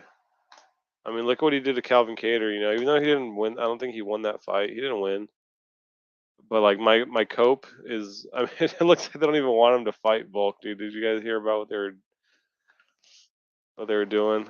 They put Josh Emmett like in a closet or something to watch the fight. So yeah, they don't. I don't know if they want him to even fight. They're probably gonna have like Yair fight if he wins, maybe. But at least he fucking has heat, and it's like now Volk is gonna have someone who can actually maybe hurt him, dude. Or fuck, man, it'll be something else. So yeah, you're right. It is kind of getting to that point. Maybe it's not like that. It's not as bad as like 185 or what's the other weight class? I mean, not John Jones. Is that what I was gonna think of? Oh no, like Shevchenko or something. Except the last fight was like, you know, at least it was like a sweat or whatever. Like Tyler, I'll give that to Tyler, dude. Fuck that, man. I give that fight to Tyler. Um, yeah, he's good, man. His steroids are too good, and he strategizes too well, and it's like gay. But just bet on him, right? If you just bet on him, it's cool. You're okay with it. The best part of Saturday night was when Izzy's dad. Izzy's dad showed up as our Lyft driver. Yeah, Izzy's dad was our Lyft driver. Like a little bit after the fights, we fucking were walking up and down the strip, fucking getting harassed by those like girls in the feathers and shit. And and then we literally got picked up by Israel Adesanya's dad, and he drove us back to our place. Peak peak Saturday night, peak 276.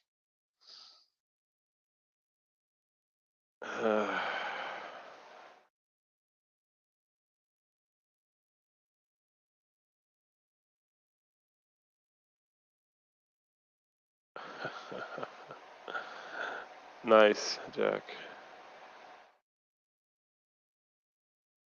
And what he would have shown up and then like committed insurance fraud. Fucking criminal, dude. Fucking criminal, dude. Coming to my country to defraud the taxpayers? Fuck no, dude. Get the fuck out. They should have fucking deported his ass once he got out of jail. Fuck that, man. Take offense. What do we got here, Jack? They haven't done UFC Japan in so long. They definitely ever do. Yeah. Well, hey, is it crazy to say with no evidence or a source that I mean I already said it all, right? Like they're doing all this road to UFC. Obviously they're gonna do an event because once you get the fucking championship type thing, they'll do a fight night at minimum. They'll probably start with a fight night just to build the fucking the profile, and then maybe they'll come back with the pay per view, or they go straight to the pay per view. Maybe they just pull out any stops and do a pay per view out there. They got plenty of like Asian fighters. There's not very many Japanese fighters though. I mean I guess that's what it's for, the road thing.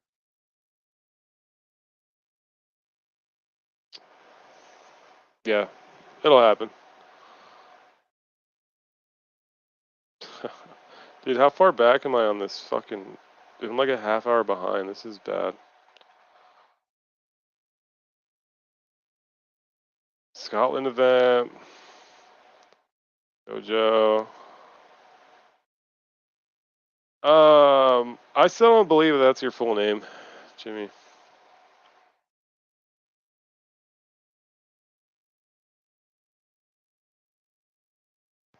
I feel like that was a fake ID, dude. Jack already knew your name. Ooh. Ooh. If I start planning now, hopefully I can get it organized well in time for the next one. So many things I want to do though. Yeah. I mean, what is there to do, man? We fucking watch fights.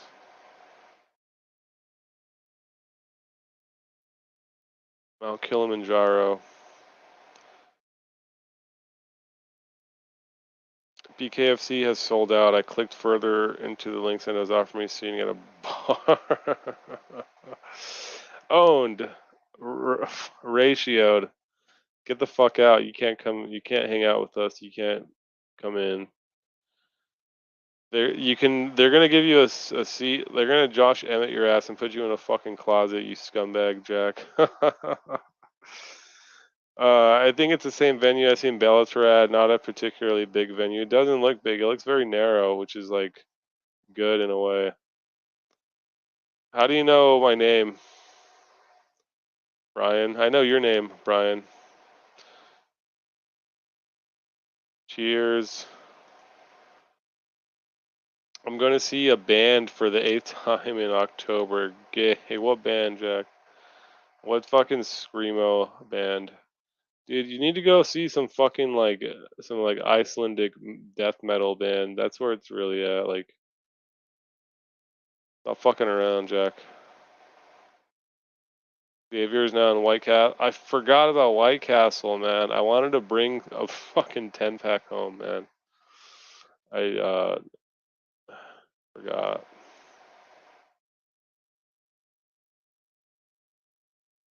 It kind of is a ripoff, Jack. You're saying that was in 2016 when you went. Yeah, dude. After COVID, dude, I guess the prices went up, man. That's what I've been doing a little research, and everyone was like, yeah, they just fucking shot up with like motherfuckers, man. Motherfuckers, dude. People want to go see stuff, and there's so many new fans that like don't understand what like even reasonable pricing is. Like, dude, I remember sitting in there, or maybe after we left, kind of looking around, like, damn, do I want to do this again?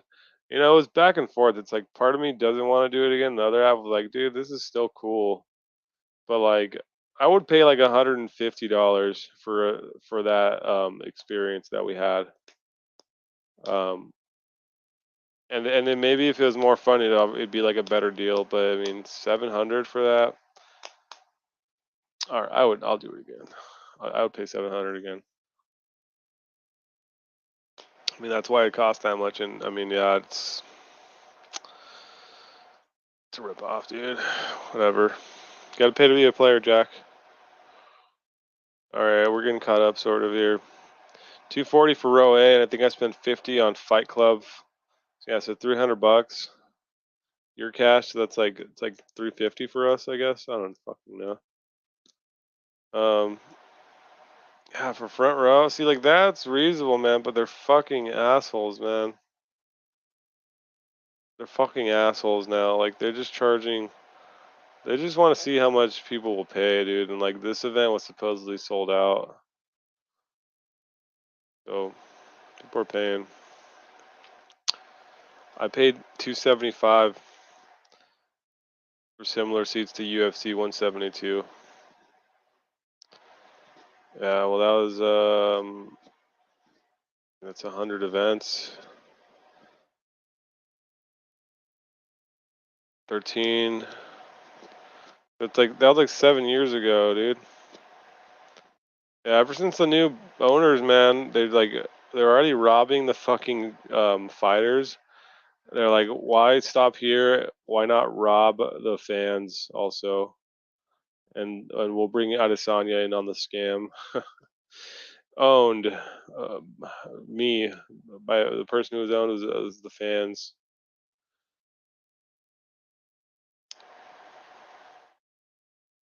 Turner sub round 1, Pahea KO round 1, 5-1, 420. Oh, ooh, Jack, you hit it big. So you broke even finally on all your trash can parlays. I guess this one wasn't as bad. This one was pretty pretty keen. Pretty keen. Nice and neat. Nothing too wild, right?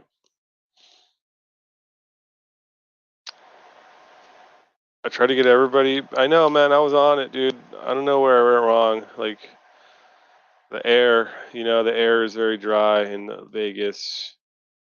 My sinuses were acting up. It's not my fault. It is though. Drickus has Jan-like blitzing tendencies. It appears a really crisp counter striker could take advantage of that potentially. Yeah, dude. I mean, for Tavares, man, Tavares is like. I mean, I just presumed he was kind of bummy, but he impressed me with like the shit he was able to pull off and kind of his defense at times. I need to rewatch that fight. I'm actually going to turn that one on again. I was watching it, but I wasn't paying attention. Um, yeah, dude. I mean, he was getting hit by Tavares, and it's like I was kind of impressed, dude. Tavares was kind of impressing me. With like his grappling, and I don't know how much of it was like him performing well or like Duplessis getting like exposed as a fucking like like fraud ceiling, just steroid motherfucker, just all steroids. Uh, yeah, dude. I don't know about that guy. Maybe he does better next time.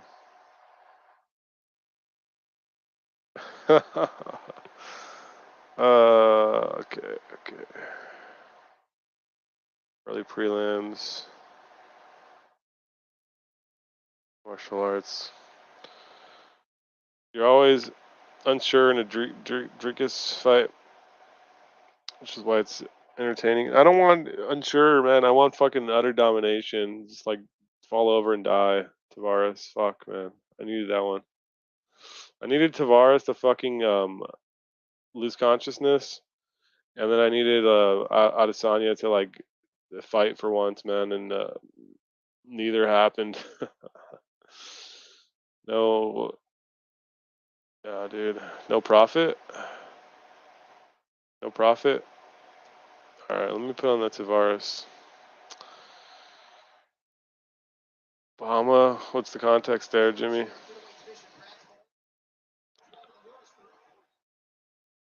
Oh,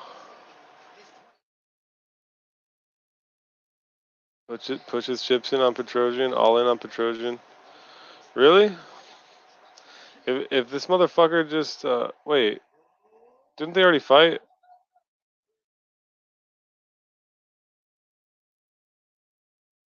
Already fought. They already fucking fought, Jimmy. What are you talking about?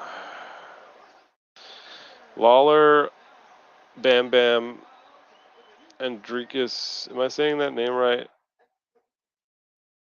Brad were probably the best bouts. They were, man, but they still were like, oh, dude, you know what it is? It's like each fight leads into the next. So when you're having like fucking Uriah Hall just shit the bed and like refuse to throw punches, and then you go into like another fight, like you want fucking like UFC London, man, where it's like KO, KO, KO, KO, like that's what gets the crowd going. That's what gets the energy. And like I'm like the giga casual, dude. Casuals, Jesus loves knockouts. Casuals love knockouts. Giga casuals also they love their knockouts, and that's me. Um, and also I had money on the knockout, man. So fuck me. Yeah, I mean, yeah. Bam Bam Lawler was good. I don't know. I was expecting like fucking 20 knockouts in that card. Hey, Strickland, best motor of the night, but probably not for Yacht. Exact, dude. I was like so triggered, man, that I like legit like turned over to Xavier and Jimmy. I'm like, was that an early stoppage? I was like trying to cope. with like early stoppage with early stoppage accusations. But then I mean, obviously, I watched it back like I think that night, and I was like, okay, fucking idiot. Yeah, Duplessis got like headbutted, man. And this guy's gotten knocked out before, man. I don't know anymore about this guy. I wonder who he fights next. He's gonna be ranked like top 15. Jimmy. It was a post fight interview with a translator. Okay. Uh. Okay, so it was post fight, but it wasn't the press conference, and it was just like a little side thing. I'll see if I can find that. I'm sure I can find it on YouTube, but I was like hungry for like UFC hate that night. Like I was like confirmation biasing myself, like trying to go find people talking about the booze and talking about how it sucked. Um, I couldn't find it, man. They're like hiding it, dude. I would like try to check on Twitter.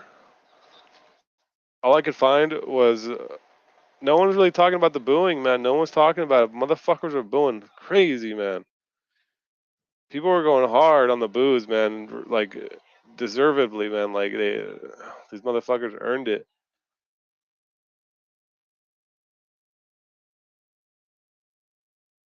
But no one's talking about it. Like Kevin Ioli, that fucking scumbag, fucking mole rat, was the only guy that like even mentioned it. But then you have like Luke Thomas motherfuckers and John Morgan talking about, hey, great fight, great. You put in a great performance out there, man. Hey, shut the fuck up, John Morgan. I'll fucking axe kick you, fucking fat fuck. Fucking kill you. God damn, dude. Fucking frauds, man. I don't want credentials, man. I want to fucking shit on Dana White's fucking chest.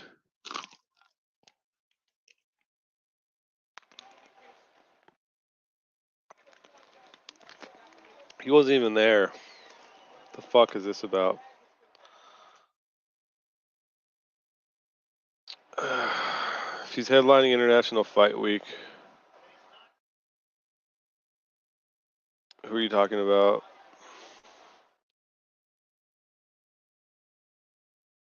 Oh, Adesanya. Oh my god, dude. We need to like render Adesanya ineffective, man, so he never fights again. Honestly, I feel like Tavares won the first round against Duplessis as well. That's what it looked like live, and I'm watching it back, and he just got dropped. Fuck. It's not slander if it's true.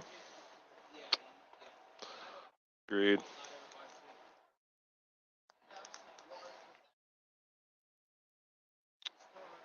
Thank you, Jack.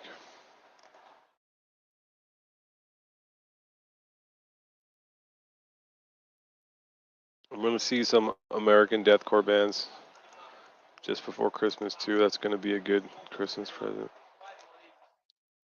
Yeah, dude. What do you call them? Shows are fun, dude. Shows are probably like a better value than like a UFC event, and it's probably more fun, because you just go mosh and get fucking hammered.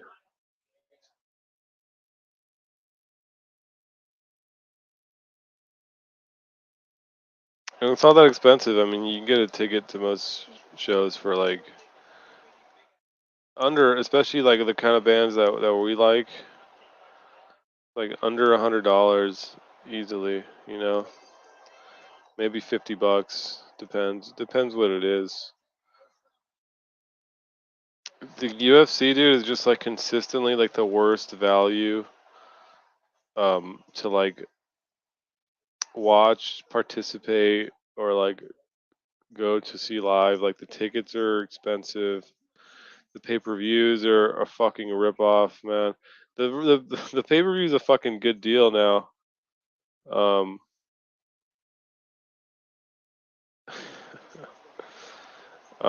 but not really either.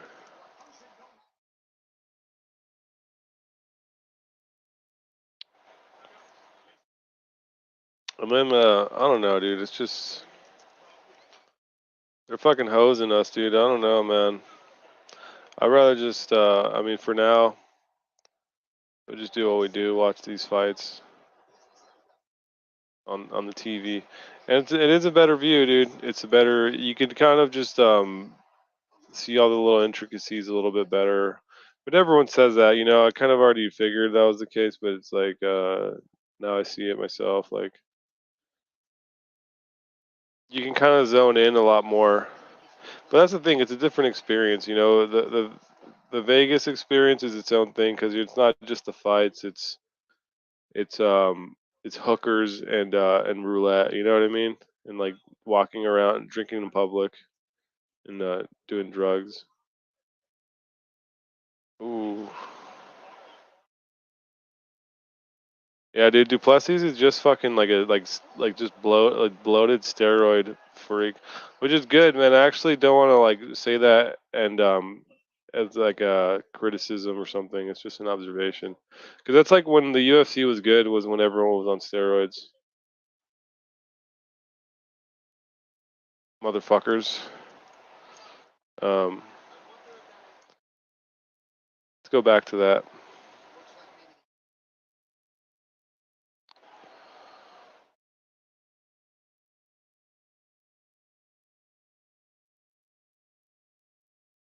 Yeah, what happened in this fight? I wish I could pull it up, man. I wish like Dana White wasn't a bitch and he would just let me like play the fights. Um,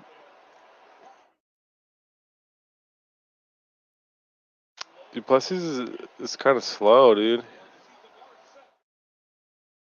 He's way too slow, and he's sloppy, man. Like sloppy, slow, like steroids.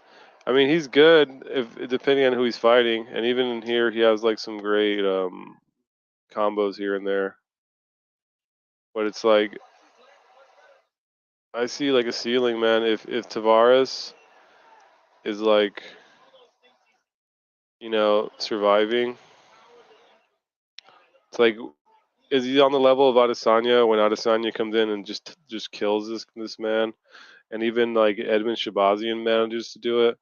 But then it's like, okay, Duplessis, this guy's old. He's been around forever. He's softened up.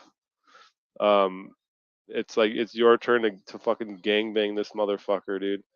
And you don't get it done, man. Bad look, champion.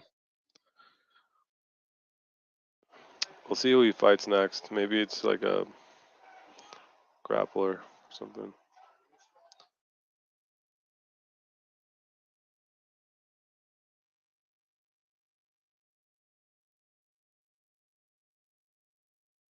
Carnifex and Chelsea Grin, 16 a ticket.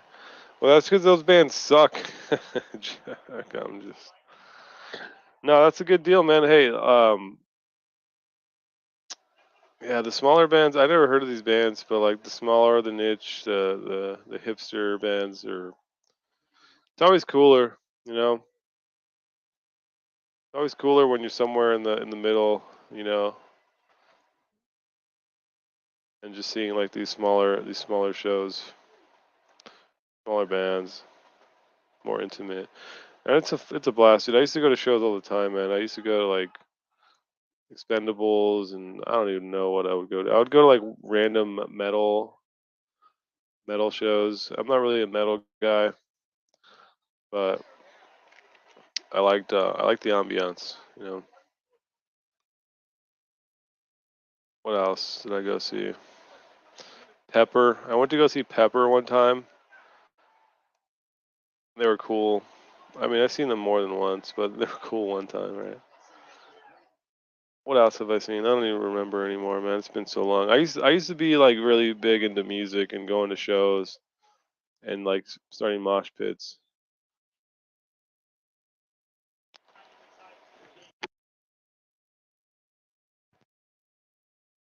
I haven't done that in a long time.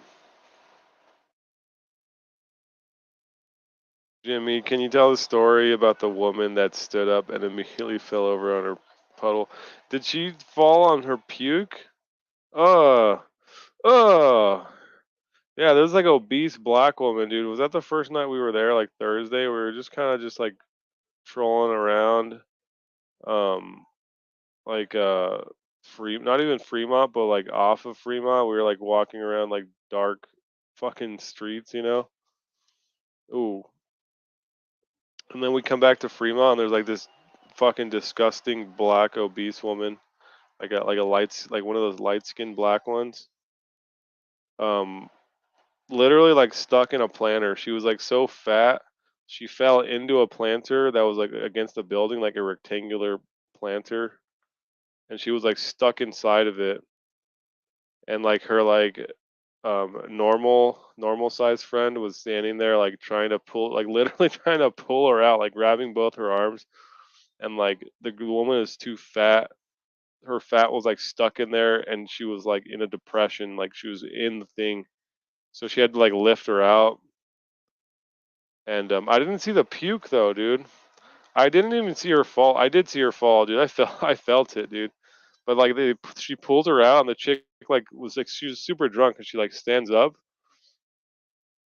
and she was standing for like 5 seconds, and she just like her feet like slide out from under, literally just slide out from under her, and she just falls like vertically, just slams, dude, slam into the fucking sidewalk, and like shook like the fucking the whole block.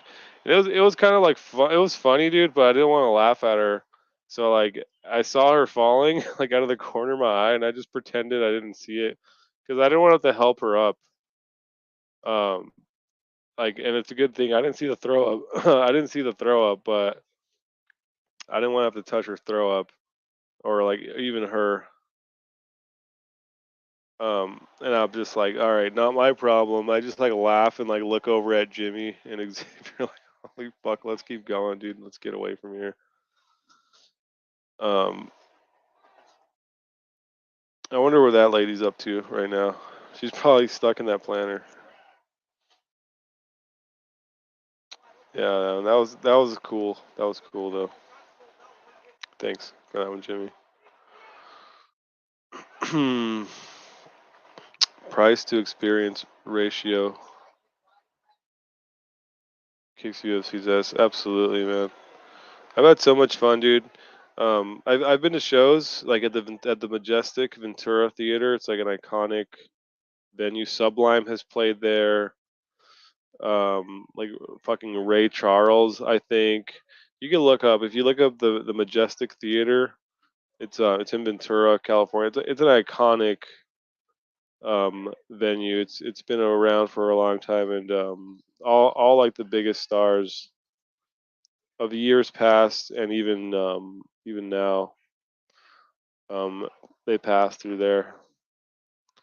Sublime Sublime performed there like in the 90s, 92, 93, and that whole performance is actually on YouTube. You want to watch that? I've seen Tyler the Creator there. I saw like Stick Figure and who else, man? Just I have to think back. I saw the Mighty Mighty Boss Tones one time, but that wasn't in the Ventura. That was down in San Diego at the House of Blues. Jimmy, if you're down there, man, if there's a good band at the House of Blues, that's probably the best venue I've ever been to, man. I mean, we all know the House of Blues, right? They used to have one in L.A. They got them in a lot of big cities. Probably one in New York and I don't know, San Francisco, probably. But they got like great audio, um, like an audio like a PA system, I guess is what you would call it. They have acoustics. They have like just excellent acoustics, man. Their acoustics are on point. All the stereo and speaker stuff is super legit, man. And that's another. I mean, they're all. That's just an iconic chain. Um, but House of Blues down at SD. It's on Fifth Street. It's downtown somewhere there, or like Fifth Avenue or whatever they call it. Yeah, I would think about checking that out while you're in town, Jimmy. I mean, I went by myself. I was in San Diego by myself that time, just exploring. Um, and I went to Mighty Mighty Boss Tones alone, dude. I was just going around downtown, just looking around, seeing what I could find. And I think some homeless guy, um, some like homeless dude or something, or like he had like a newspaper, and I look at the back of it, and I see Mighty Mighty Boss Tones on there, and I'm like, what the fuck, dude? Like, I love ska. Ska is fucking cool. I like punk and reggae and ska. And I'll go to a metal show, but I was like, damn, they're in town and they're at the House of Blues.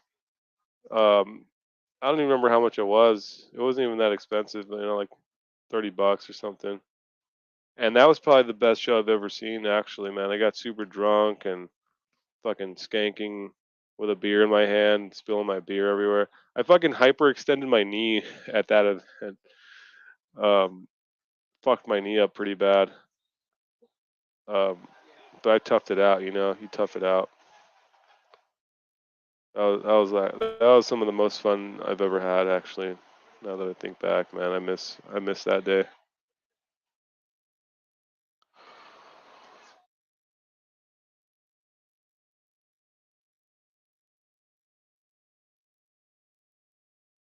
Plus he's Brunson. Yeah, that's a grappler. What's Brunson ranked, like eighth or something? That's a good fight. It's classic, established guy who's been around versus the new up and coming guy, right? That's kind of what you want.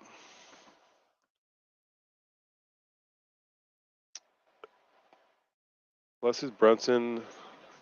Well, Cannoneer though, that's a little rich. It's a little like, I mean, Cannoneer's like the fucking top three or whatever he is. I don't know if I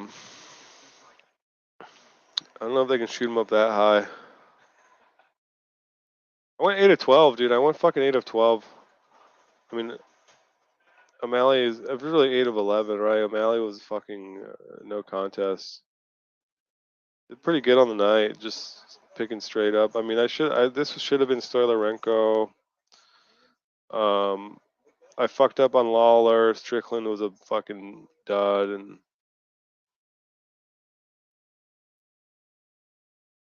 I don't know. I suck at props.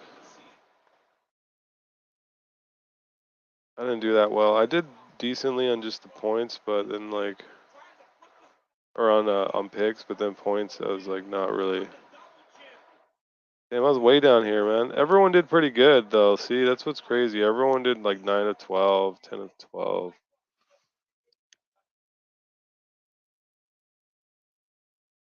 It's kind of more the props. Fucking, what do you call it? Methods that get you up. Dude, I gotta piss, man. Dickrus, Dickrus, Drickus, Midgis versus winner of Obama and Cheedy.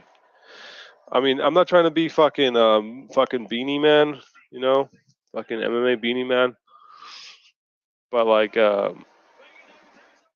you can't do the. I mean, you can see they do it. They do the two up and comers. I mean, they did it with Sarukian and no wrestling, Gamera. They've done the kind of two star young guys. So Yeah, and then Chidi's not really a young guy, and Obama looks like he's 40, dude. So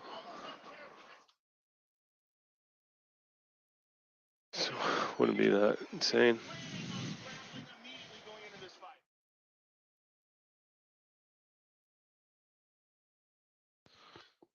See here, I'm bringing the laptop in the bathroom. So you can read this still. Dickrus versus winner of Obama and Chitty. Yeah, Jack, I don't think they're gonna put him in the top 10 though, man.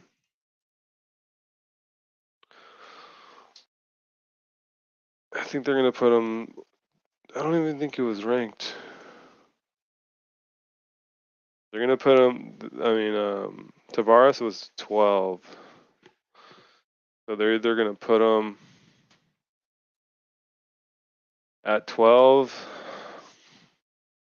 which is most likely, or maybe whoever's at 11. I don't know. I don't remember off the top of my head who's at 11. But they could like slide that motherfucker down and just give Duplessis the 11 spot. But he'll probably get 12, and then he'll fight like number 8 guy or some bullshit. Whoever they think he can beat.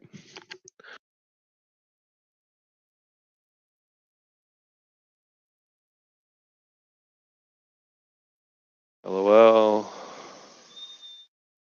There was okay, so yeah, there was Peak right in front of her on the sidewalk, and then she stood up.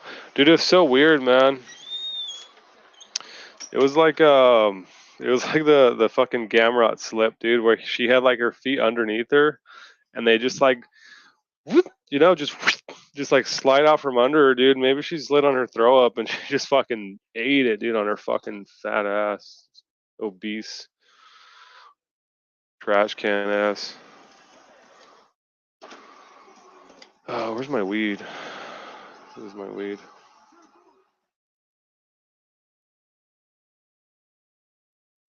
I'm gonna smoke some of this.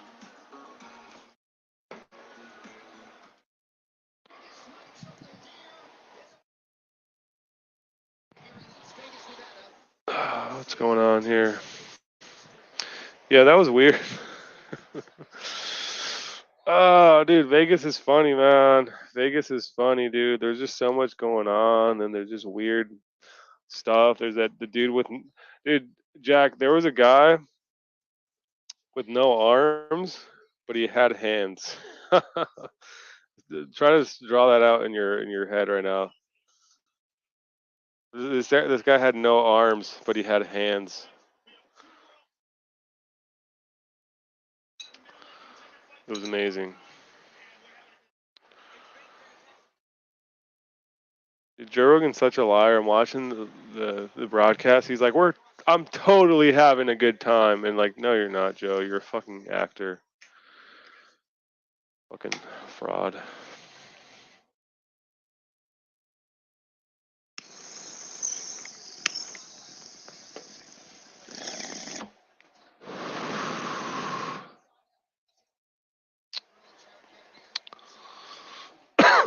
Oh man.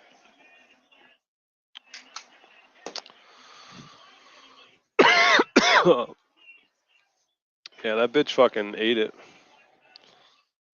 was amazing. Yeah, no arms, but he did have hands, man. It's pretty fucked up. I mean, that guy is like just out there still existing. Like I'm home, and like warm. That dude probably sleeps outside, man. He has to just like wake up with no arms every day. It's like sad. They're just like homeless people, man. And a lot of them are just have like mental health issues, man. Like, what do you like do something about that? It's like delirious people and some dude in a wheelchair. Seen some guy in a wheelchair. I gave him $1. And then just, oh man, a lot of people in wheelchairs. A lot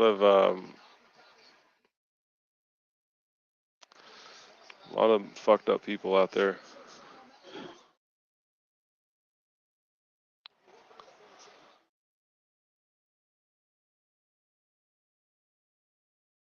I don't know who Rayman is, man. Let me check.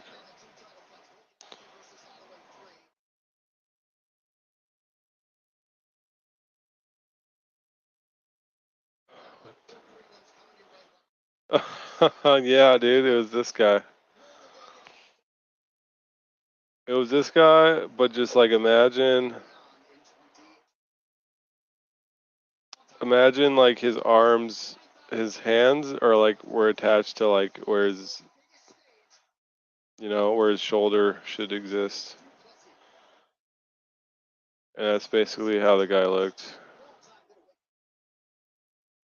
I mean, it's sad, dude. I don't want to make fun of that guy. Oh man, but oh, dude, we were making fun of him. We're gonna go. I'm gonna like come back as that guy as punishment. Damn, dude, that ticket gate was really 10 million, man. That's fucking Connor numbers, dude. Connor brings in 10 million. Uh, Con man, ever heard of him?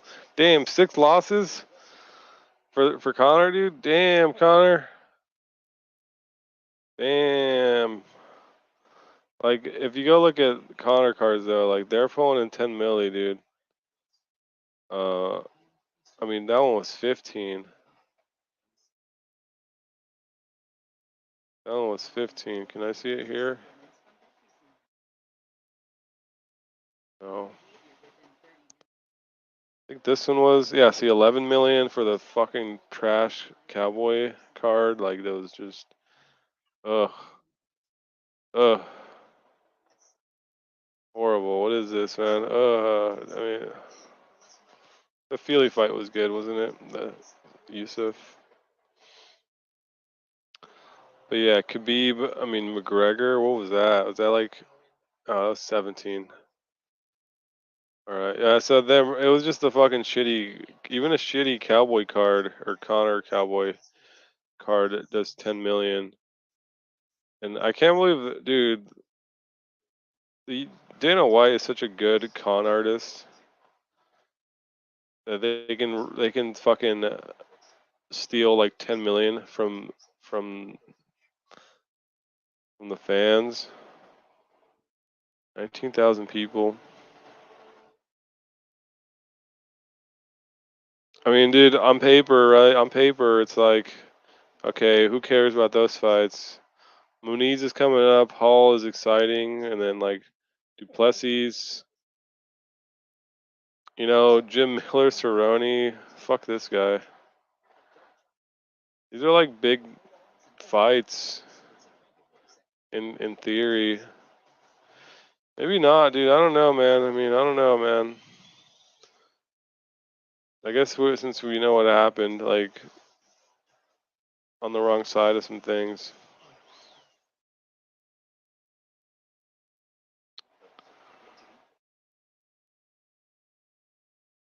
Fuck.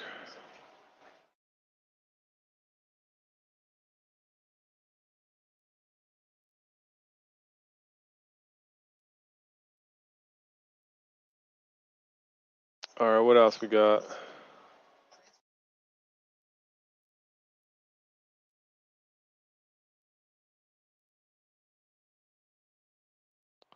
He had nubs.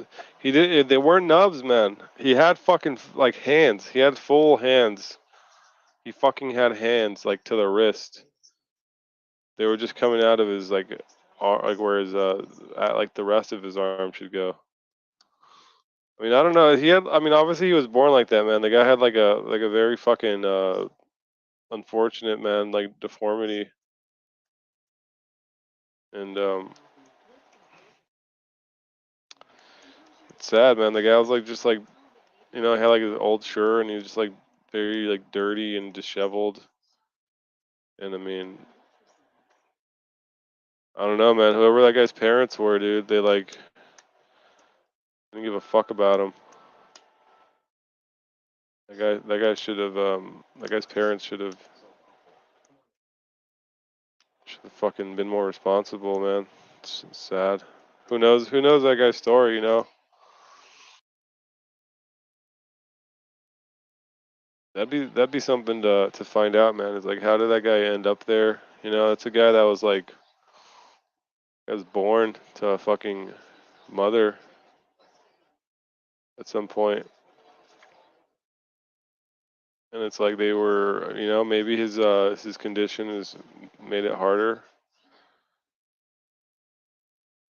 for the parents, but fuck. I feel like those people should have access to assistance, man. What the fuck's going on, you know?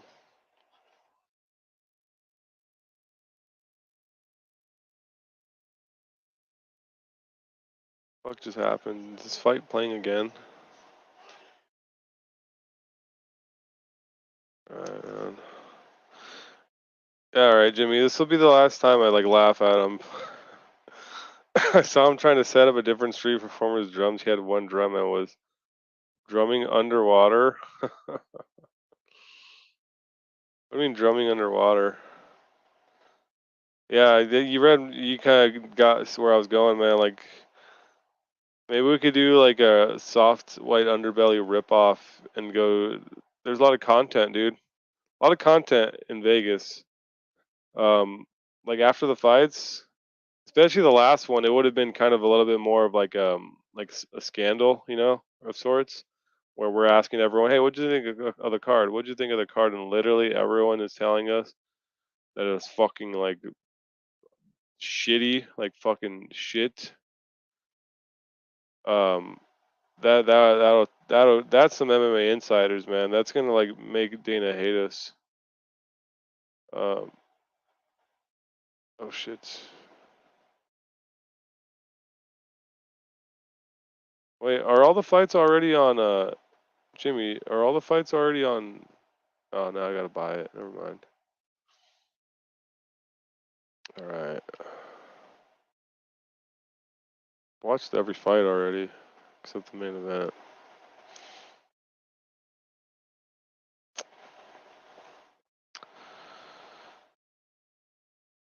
Yeah, dude, that's funny when you came up and told us that you saw the guy and he was like trying to drum. Like, shouldn't laugh, man. I shouldn't laugh. Khabib McGregor, 17.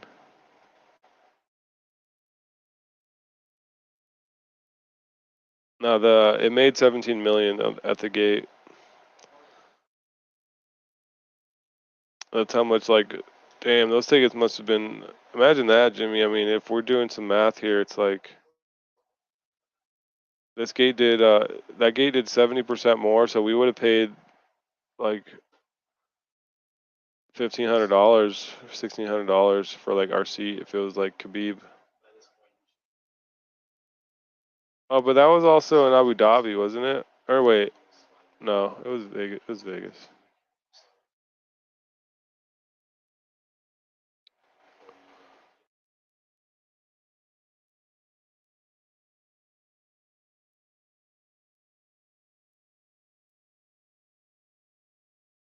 Imagine being that guy's drug dealer. Yeah, he probably does drugs. I mean, that guy probably, if I were to guess, nobody would want to be seen selling drugs to that guy. So he probably scores with someone else once he gets enough money. If I were to guess, he like someone else scores for him and rips him off and takes like percent and and then gives him his piece, you know. So like his drug dealer is just like another fucking. It's not even a drug dealer. It's just a junkie that like steals from him. You know, and then he probably has somewhere to get food. He's not dying from starvation, so he probably has somewhere that gives him food or you know, a church.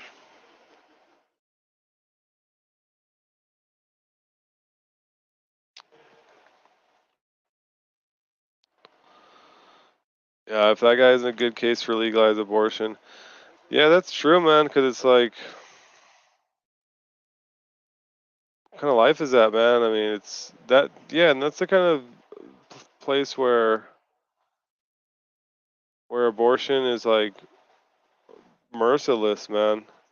It'd be merciless for that life, for that man, that person. Um, I was about to make like an evil joke. I'm not gonna make it though. I was gonna say like, and then I don't have to look at him either while I'm in Vegas, but that's like so fucked up to say. That's kind of funny. Nah, but also for like the mother, man. You know, you gotta birth that. That's like traumatizing, man. How the fuck do they not know the guy was gonna have arms?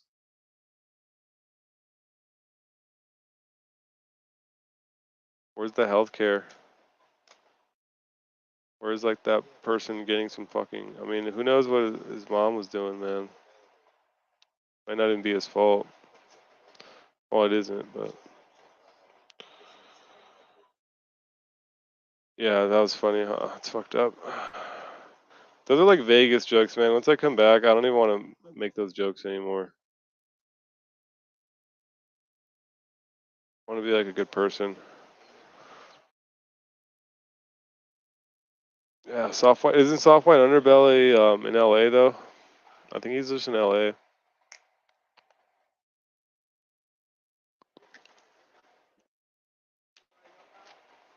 I mean, one thing I've said before is like, I mean, I kind of said it as a joke one time, but it's like, at what point do you just fucking start like aborting these motherfuckers while they're like on the street? Like, I mean, that's probably like evil too. But oh, who's here, dude? I was about to go too, man. I don't know. That's Oh, Jack. yeah. How's it going? Go ahead. How's it going? It's fucking going. It's fucking going, dude. I'm 2.5 hours. I felt like just coming on and talking. I fucking had to do two and a It's half crazy hours that before you've anyone been. showed up. It's crazy that you've been going that long. And like I said, man, I got a story to tell. I had something to say. Yeah, it doesn't I feel don't like know, it's man. been 2.5 hours that I've been watching this. I know, man. This is like, dude. Even tell Jimmy, man. Like, we're just chilling, dude. I mean, this is no different. I'm reading text. That's I'm reading your thoughts. And when we went to fucking Vegas, man, that shit flew by. Like we got Yeah, I to. bet It's it fucking did. 5 hours. It's fucking 5 hours in a car. It felt like it felt like 25 minutes. You know, it felt like 45 Yeah. minutes, and we're pulling into town. Just that's just how it goes. I mean, even on the way back, same thing. Same fucking thing. It was like so quick. I need to. I need to get you to sell me on something. What, Oh, honey? no, I won that. I won that bet, didn't I? And like I've been like before I won that bet, I had been toying with the idea of buying some sunglasses that were like £120. But now that I've won that bet, I feel like I can justify it. Treat yourself, man. Spend it on Yeah, something before you lose it. At least you'll have like a physical item. yeah, I like that. I like that thought process. Yeah, Um, yeah, it's not much to spend, dude. I spent like 250 on some sunglasses.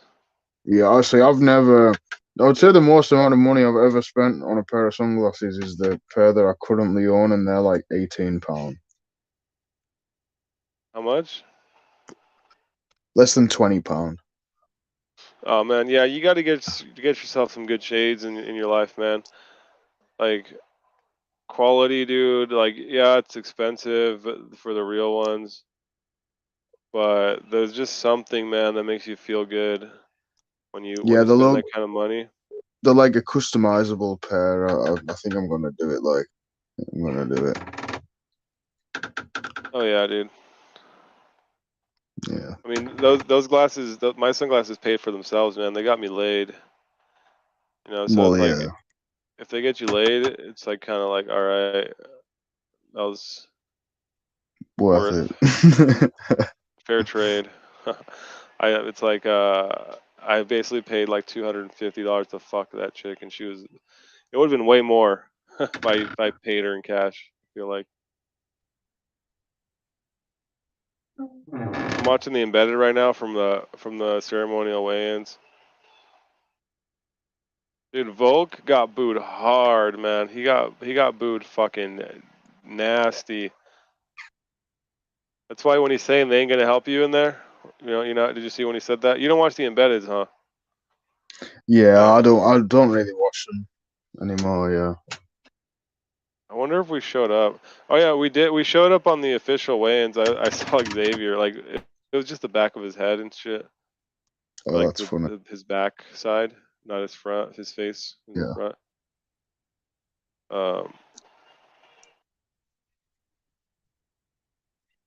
Yeah, the weigh-ins were, So dude. The weigh-ins were better than the actual fights. Talk about whether that. I could literally imagine that just for like the hype of it. It was hot. Yeah, it was hype as fuck. It was anticipation of like, holy fuck, we're here, they're there. Did you And go to then the tomorrow. Kamaru and Leon press conference? Yeah, they did that right before. Was it good So or we not? got Like in there. I haven't seen Huh? it, but I seen some clips of people like taking the piss out of Leon afterwards for trying to grab the belt or something. It wasn't that crazy. I actually was looking away, but I did see it after. Yeah. I mean, it's not that wild. I mean, Kamaru was like obviously kind of like offering it to him as a joke, and then Leon kind of leaned into it Yeah. figuratively. Oh, real quick, Jimmy. I don't know what was more disappointing, the card or no one yelling court. I know, man. That was like we were talking about it, dude. But once I got into city limits, I just forgot. I became Court McGee, so I didn't think I need to like convince someone I'm Court McGee. I already was him, you know. I think people thought I was Court McGee at the event because when we were sitting down, I would like look back behind, and I would like get these people to get this like weird like attention stare at me, like wait, what the fuck? Like a double Is kind of that double called take. McGee? But yeah, Jimmy actually said that he saw someone when we were up at the back in the back in like the food court shit. That someone like fucking double taked at me, like probably thinking I was Court McGee. But the thing is, I didn't. I told like one person I was Court McGee, but it was like some fucking like fat lady that she wasn't even UFC fan, you know. You should have tried to get into But like you should have tried to get into VIP areas, just being like I'm Colt McGee. I know. Well, Yeah. look, I'm gonna start doing jujitsu, and maybe I'll get some cauliflower ear to sell it, and then I got to do the beard more because I'm telling you, the beard was not even ready for Vegas in time. Cormigi has like a You know, giant some people, you know, beard. the Santa Claus impersonators, you should just become like a full-time Colt McGee impersonator. Oh yeah, we were making so many jokes the whole day, like, even before we were like, we're gonna set up a booth at the UFC Expo. Like, that's good content, man. That's more content. Like me pretending to be Court and like trying to sneak in places. Yeah, that You would be know, hilarious. maybe I could. I don't know. It would be We funny if control. you could. It'd be funny if you What? could convince another fighter on the roster that you were actually Colt McGee. That would be hilarious. I feel like I could get Megan Olivia. I think I could get her and like fuck her. Just use my Court McGee clout to seduce her and fuck her, dude. Colt McGee. I know, man, Jimmy. I know, dude. But look, I need to get like more sun, more cauliflower ear, and next time we go, I'll be ready. Make some moves. Soft White Underbelly went to West Virginia. Damn. Damn, son. Maybe we could do that. That's Elo, right? Oh. Hmm? person that just joined, wasn't that Elo? He said he's still listening. I thought that was him. The press conference was boring, but still cool. Yeah, the press conference was not. I mean, it was fun. Yeah, it's fun, dude, because you're there.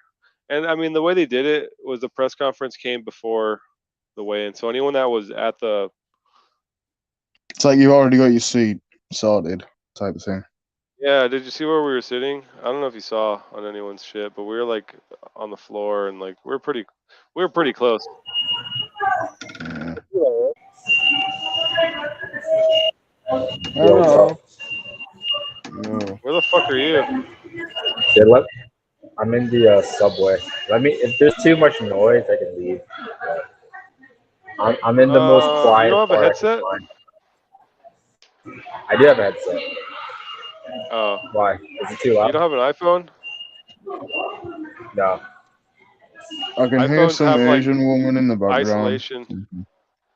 Yeah, tell your mom to shut up.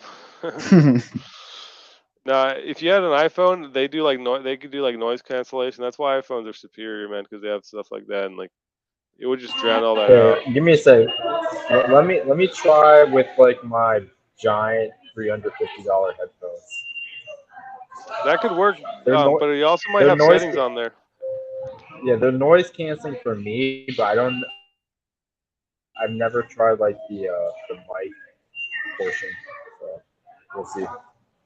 Okay, yeah. So Jimmy said that the double take guy was on the strip after the event. So Jimmy, he looked right at me, like he did. Yeah, he like looked at me specifically. He wasn't like he probably thought I was Corbin. There was people walking around. We didn't see any fighters, man. Oh, Xavier saw Justin Gaethje at MGM Grand. We went to the sports book on Friday, and he said he saw Justin Gaethje, and he didn't even tell us, dude. Can you believe that? What's up, Bryce? What's up, Bryce? Yeah, there was a lot of fighters there, man. I mean, obviously for International Fight Week, I mean Nate Diaz and Tony Ferguson was there. Yeah, Ned Diaz slapped that guy, didn't It was fake. That was fake.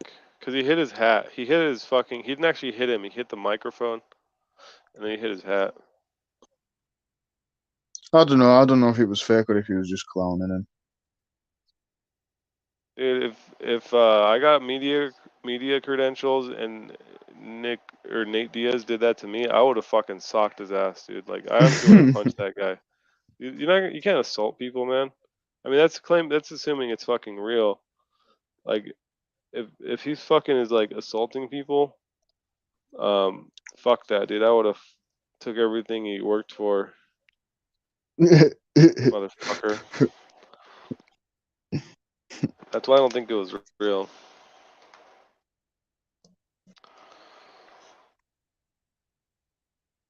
Um,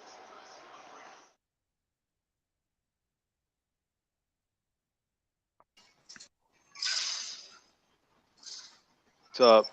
What's up, Elo? All right, is it any better? I don't know. Let's see a while, dude. What do you how long you been in Japan anyway? How long you been there now? 1 What are day. you doing? I've just been here for 1 day. Have you seen any How Yakult long are you gonna carts yet? be? Huh? No, not yet. Not yet, no. I'll be What? sure to take a picture when I do. Yeah, take a picture and you should get one as well. Like I don't know if you have them often, but I fucking love them. Like Yeah, they're probably like in the convenience store or something. yeah. What is I it? need to What get are they? some. I haven't got any. Like a probiotic drink. It's a drink. Yeah. It's like a sweet drink. Oh, they come in those little ass like jars, little ass bottles. Yeah. Yeah, pretty much. Yeah, I've noticed the Japanese are like very small on the portions to maximize inventory. Is that accurate? How long are you gonna I'm be out like I'm there? gonna be going and rejoin for a while. Huh?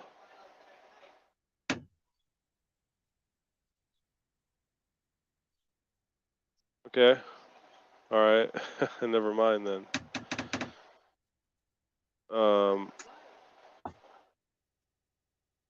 I was reading the other day 6 hikers died in Italy, hiking on this glacier and a chunk of it snapped off. Fucking idiots. Wrecked. You think they die like immediately? Or is I it don't know painful? because I read that and then I'm like, so are they on the glacier that snaps off, or are they like under the glacier that, you know what I mean? Yeah, like when Depends. that article was out, like one of them might have still been alive. Italy, I'll search for it. Wait, Italy? There's fucking glaciers, or what were they doing? At least 14 hikers still missing as death toll rises after glacier collapse in Italy 16 hours Oh ago. shit! Yeah. At least 7 dead, it says. That was 14 hours ago. So a bunch of people died. Yeah. And so they were on a mountain then. Yeah. Yeah. Okay. Oh, dude, did I tell? Oh, fuck! I don't want to change the subject. I actually had some other. Oh yeah. The glacier broke off and crashed into the hikers. How So did they it went break on. off? So they were like climbing up. What the fuck? They're probably Why are there underneath it glaciers in Italy? Are there like pretty high, on the steep mountains? mountains. Yeah. Yeah. Yeah.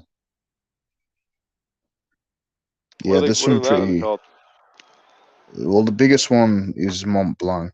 That's like on the Italian-French border, I think, or on the Italian-Swiss border. Oh, okay. So yeah, so Swiss Alps. Yeah. Oh fuck, man. That's a big one. Yeah, Mont Blanc. Apparently, you need to have the fitness level of a marathon runner to complete it. So when are you gonna do it?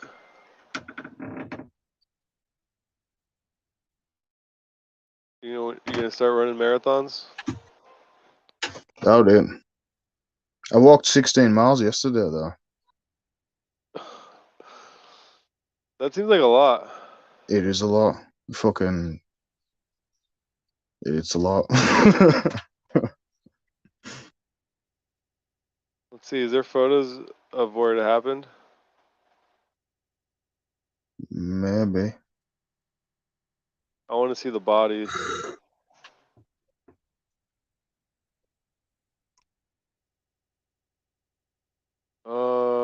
I don't even. This one. What Type the in fuck is this? Italy hikers killed. Were they Italian? Yeah. Well, I'm not even sure, but it was in it. Damn, people. It's the same thing. People just die all the time. And like when they're hiking. Nah, not all the time. I don't think it's just. Oh, this is like years ago, man. How do I say this? At least 14 hikers still missing as death toll rises. Yeah. At least 6 people are dead and 15 missing after a glacier collapsed in the Alps. This video shows the avalanche roll down a mountainside in northeast Italy. At least 8 other hikers were injured. Oh yeah, there it is. Authorities say record high temperatures may have played a factor. Damn. Good evening.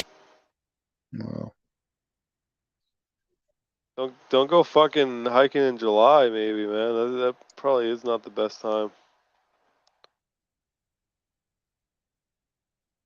Rescues warned Monday that hope of finding survivors was diminished. Jack, you're gonna die on a mountain, man. nah, I'll be fine. The chances are really low, right? Because there's so many people that do this shit. It's all. I don't know. It's all dependent on all kinds of factors. Like, that's the scary thing is, it's like those people probably didn't really do anything wrong necessarily. It's just like, how can you account for just like a chunk of what you're climbing on just falling off? It's It's not. It's not really something within you. chance. It's not something within your control, is it? Yeah. Well, it's chance. If someone like were to have climbed um, that mountain every day of this year, uh, there's a good chance they would have died.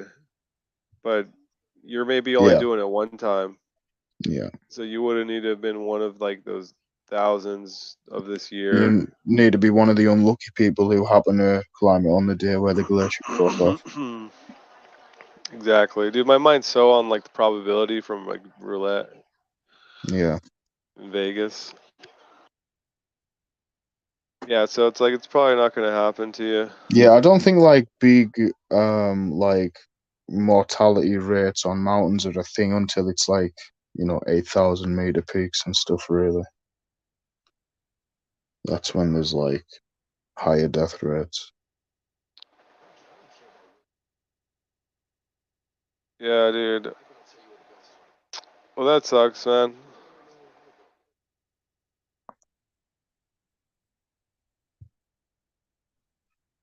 Yeah, man, shit happens. Someone got fucking killed yesterday when we were still in Vegas last night. Someone got like, or no, they didn't get killed. They got shot by a cop though. Oh, it's some kid. No, that was 3 weeks ago as well. Some 16-year-old, Like a some like 19-year-old. scumbag. Oh no, a 19-year-old shot himself or something. No, did that happen in Vegas too? I don't know, like Twitch was talking about it yesterday. Where did it happen though? I don't know. He started playing the video and I couldn't be bothered watching it, so I turned the stream off. uh, no, like 3 weeks ago, some fucking dudes tried to jump these other guys, these fucking criminals, and then one of like the guys that was getting jumped pulled out a knife in like self-defense. It was legal self-defense, and this motherfucking scumbag pulled a gun out. Some 16-year-old. It's like a 16-year-old that looks like he was fucking like in his early 20s, man, and he had this like psychotic look on his face in court. But he pulled out a gun and shot the guy a bunch, shot him in the head, killed him, and they actually like hit an innocent bystander, man. So it's like that was 3 weeks ago, man. What if like I mean, what if something happened while we were there? Well, something did happen, Yeah, I'm sure and shit I goes mean, down in Vegas like every week, probably. yeah, I heard another story of yeah, shit goes down, man. People die a lot, people OD a lot, but they hide it, and they don't report it, man. It's very underreported stuff because people don't want to they don't want to scare people off for it being dangerous. There's literally a fucking shooting, man, and I guess we were upstairs in the room, but at the D, it happened right outside our hotel, the D, and apparently just it was fucking like commotion downstairs, man. When we came down at like 4 a.m., it was just empty, and we couldn't even go outside. We had to go through like one entry only, and yeah, it's gnarly, man. Then some other shit happened. Some dude like stabbed some guy. So like his girlfriend at a gas station like came back or something, or like got out of the car and pulled a gun out and like fucking shot the guy, and they like arrested those people. Like, dude, there's a lot of shit, man. We were after the fights, we were walking near like Caesar's Palace, and we see these like group of like young kids like in their early 20s. They like fucking jump over this like big ass like marble wall thing and just run straight onto the strip and run across. Like they fucking fuck somebody up and we're trying to get away.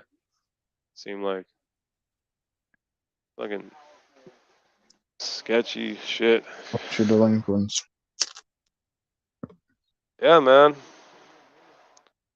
Vegas is wild, man. It's a city of sin, and there's just so much shit and so many people. What's the $350 headphones that you got, Ela? I think they're like Sony XM4. I think that's what they're called. Cool. Sony, that's very Japanese of you. Are they like Bluetooth? Yeah. Yeah, Yeah. yeah. They're Bluetooth. They're noise canceling. Dude, I was on the airplane and I had them on the entire time. Like they have like 35-hour battery life too, Yeah. which is crazy to me. At And it least. has a But, microphone. yeah, I had them on the. I guess. Is it good? Is it working well? Yeah, it sounds fine. Yeah. It ain't bad. Yeah, well, like I was on the plane for the whole time, and I had them on, and I couldn't hear anything else. Like it cancels out all that white noise. Yeah, like Now I everything can hear else. you a little less. How about now? That's way better. Better. What'd you do? Whatever you did, that's good.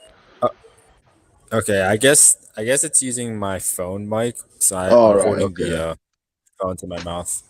Yeah. I see. So what's the deal, man, with Japan right now? What's up with Japan? How long are you gonna be there? I'll be here for 2 months. Okay, yeah, 2 months. Yeah, I'm What the gonna fuck are you go gonna be do doing for the jiu-jitsu today. fights? Is that where you're Well, for going? the fights, they're like no, so like well, right now I'm at this station. I was gonna go do jiu-jitsu today, and I still am, Mhm. but I got to the place like way early. I got here like way too early, so I have so much time to kill. So I'm just chilling right now. You just had the subway. Yeah, Let's see. It's like I got here it's 5 I got here p.m. like 4 hours early. Are you gonna go to a gym that you've been to before, or is it like a new gym that you've never been to? No, I did yesterday. So I went to this one gym yesterday in the countryside. It's kind of near like the beach, and is literally in the middle of nowhere. Like they have this like little shack that they built, I guess 2 years ago. So they built this shack and they have mats in there, and like there's nothing else around it. There's like a little goat that was next to the shack. But yeah, I went there yesterday and I was rolling around with people. It's pretty Cool. Were random. you just like But, wrecking them? Were you just and now fucking owning? today I mean I did pretty well. There's like this one brown belt heavyweight guy, and he ankle locked me. He was pretty big. Like he was Big like dude. 250 or something. Yeah. 250 and a brown belt. So It's a good combination. yeah, now so today I'm going to this one gym, and it's kind of like in the outskirts of Tokyo. So there's not as much stuff to do here, which is why I kind of regret getting here so early. You know, it's one thing Yeah. if I was like in the middle of Tokyo, I could just like walk around and stuff. Go But eat. I'm still like in the residential area, kind of. So not as much stuff to do. So I'm just chilling. I'm gonna figure out. I'll probably go to like a cafe and kill the next 2 hours, because it's at 8 and it's still like 5:45 Yeah, you got 2 hours to kill. 5:45 a.m. or p.m. p.m. p.m. Okay. Yeah. Well, maybe we could help you out killing some time. So let's talk about how are you going to watch the fights now while you're in Japan? What's the plan? I mean, it's the same way. They just happen like it happened in the morning. doing for some me, research. which is ideal. Yeah, they're going to be 8 a.m. Keep turning your camera on. Yeah, this is like this is the subway that I'm at right now. Oh man, that looks cool. I don't know. Yeah, What I it was looks picturing. pretty futuristic. I thought you were gonna be a little like Yeah. rectangle, like Los Angeles, subway system. Yeah, but dude, like literally everyone's wearing masks. I've seen I think 2 or 3 people without a mask on today. I'm guessing feel you're not wearing like- yours. I feel like that was a thing before COVID was a thing over there, though. If you know what I mean. China. Yeah, but Yeah. it wasn't 100. It wasn't like That was it so wasn't loud. it wasn't like the entire populace. So are you Yeah, getting like spit I've on, probably seen like like bullied? 10. Dude, I've seen like 10,000 people today. I've seen like 3 people without masks. Oh, there's one guy without a mask. Let me turn it on. If he walks this way, he's got the umbrella. I can't tell which one. Yeah, it's Which I pixel can't, is I he? can't zoom in. Yeah, I can't zoom in on Turn your phone sideways. If you turn it sideways, it'll Okay. be a bigger like resolution.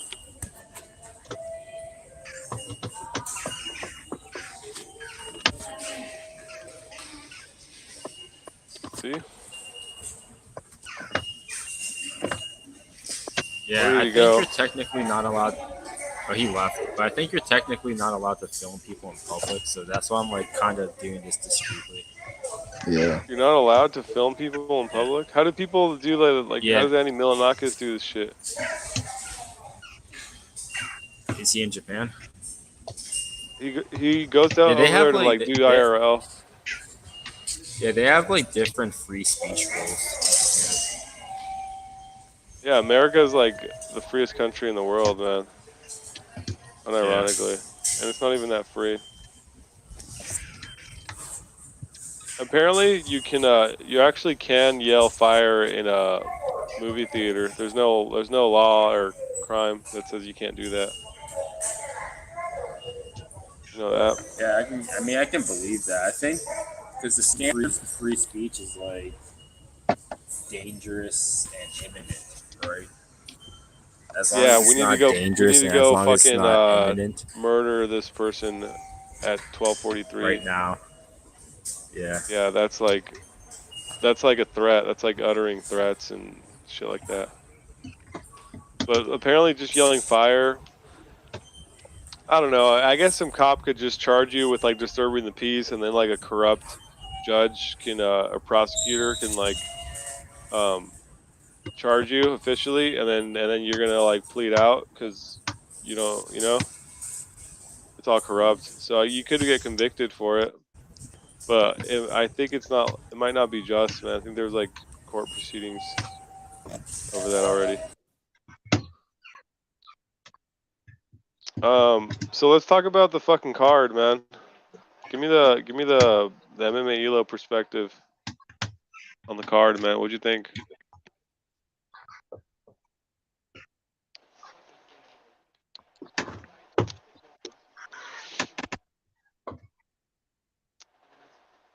Hello? Okay then. What about you, Jack? Sorry, I switched tabs. My bad. Were I was you hearing saying me? that there's like Oh, yeah, I could hear you. It just won't let me talk, I guess, if I switch tabs. But I was saying that there's like two moments iPhone. the entire night that I thought were interesting, but otherwise, like the entire card was like really lackluster. Yeah, that sucks. Tavares and Duplessis delivered. The Barberina fight delivered. Yeah. Everything else, like even the finishes, dude. Like the finishes happen so quick, you know. Yeah, like Jalen Turner was like not even exciting because it just happened. And it's like, yay, oh, Yeah, amazing. like I think what makes a good fight is like if there's like a good narrative, if there's an interesting narrative, or if like one of the fighters has to overcome something, you know. So like Exactly. both Barberina and Duplessis were like losing at one point. Yeah. You know? Yeah. In the first round, I Mhm. agree. Yeah. Yeah. What about the co-main? I didn't even watch it. No, No, I didn't. well, I I mean, was like like, I'm with seeing the this one twice. co-main, I was like just you sad the can't whole really. time.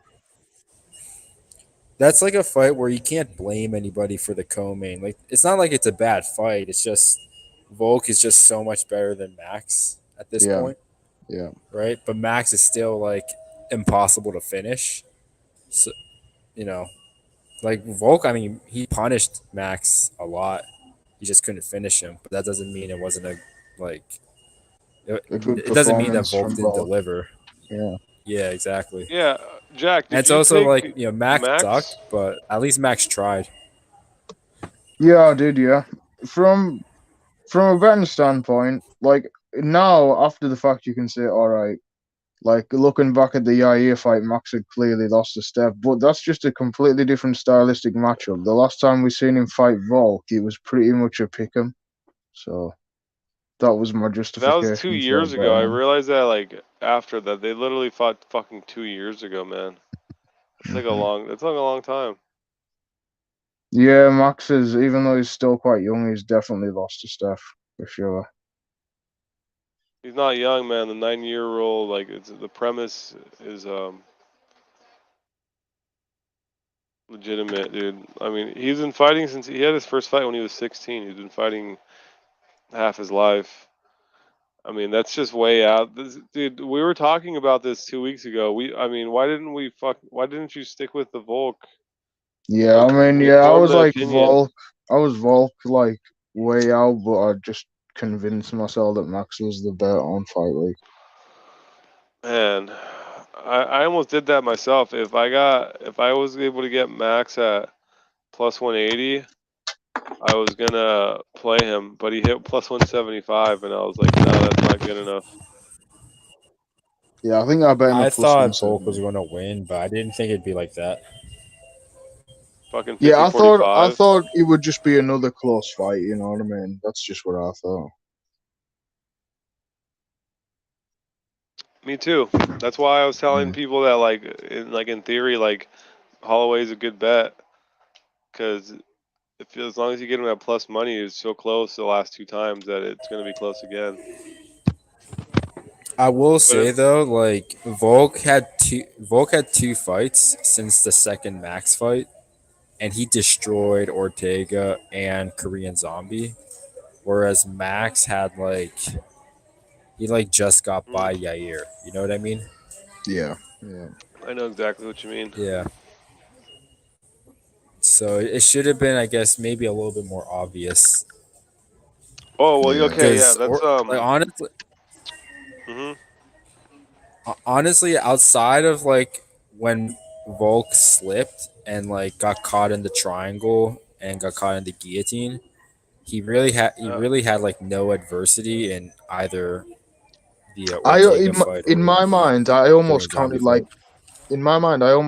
like that doesn't mean anything anyway, because I feel like that fight should have already been over before he even wound up in that triangle. Like Herb should have just called that shit at the end of the third it's true. round. That was the third round. Yeah, dude, it's such. All right, okay. But yeah. Oh yeah, but it was I know because what you mean. Fourth round. he pummeled the fuck out of him after the triangle, didn't he? And then it should have been stopped. Yeah. Yeah, my bad. Yeah, exactly. Yeah. Yeah, I think it was the fifth round that he technically lost or something, but he was just coasting at that point. Yeah, I don't want to see. I just want to see Volk versus Emmett, and I feel like they're just not gonna do that at all. I feel like the UFC don't give a fuck. What did you I hear feel like, about Emmett, man? And yeah, Butt like Chin yeah, you MMA said was put crying. them in a closet. Yeah. Yeah.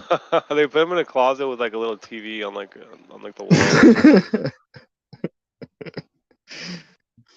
wall. That's fucked up, man.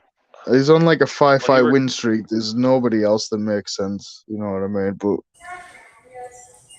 he's gonna say that he wants to go up and fight Oliveira, but Oliveira wants to fight McGregor.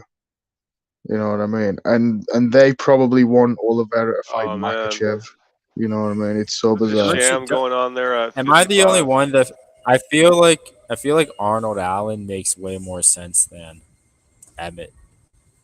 I feel like if anything, they should do I feel like it should be Emmett, and I feel like if they don't do Emmett, I feel like they should do Emmett Allen for a number 1 contender, because that shit was booked a year and a half ago anyway, wasn't it? I just feel I like think Allen's wins are better on paper. I think he's fought better opponents and actually won those fights as opposed to winning robberies, and also I rate a Bryce robbery Mitchell should win. be up there, too. I rate a robbery win over Qatar way more than a first round knockout win over Dan Hooker at this point. And no, I think Bryce Mitchell is just not even anywhere near the conversation, and will probably get exposed badly if he fights a real fighter. Could you imagine what else though, you got? if Bryce Mitchell. Like imagine he like ragdolls Volkanovski on the ground. Yeah, that would be pretty wild if he did. Yeah, and Yeah, and it's like not he's like not I don't gonna, think he's not he. gonna Yeah, fuck off on the feet. like oddly enough, I think that like it's although Volkanovski is the champion of the division, I think there's other people in that. Like if Mitchell fought Evloev, like this Mitchell thing's over. I feel like. But I feel like I don't know. Mitchell could maybe actually put up against a fight against Volkanovski, but I feel like just Movzar's style would completely nullify Mitchell.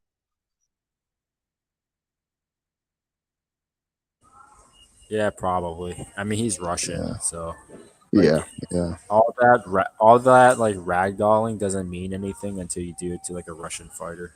exactly. Yeah. Whereas like Bryce doing that to an Australian is way more like conceivable in my brain. Yeah.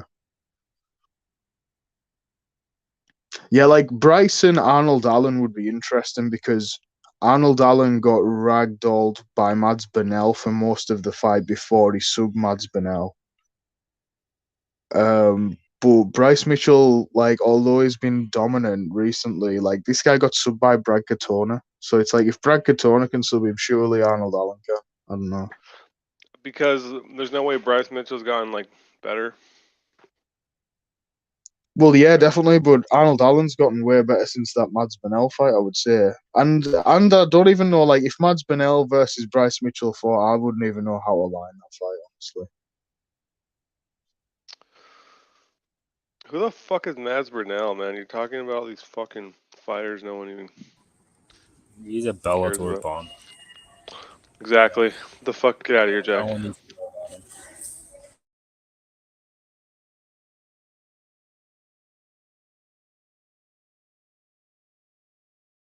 You're literally talking about a fight that'll never even happen.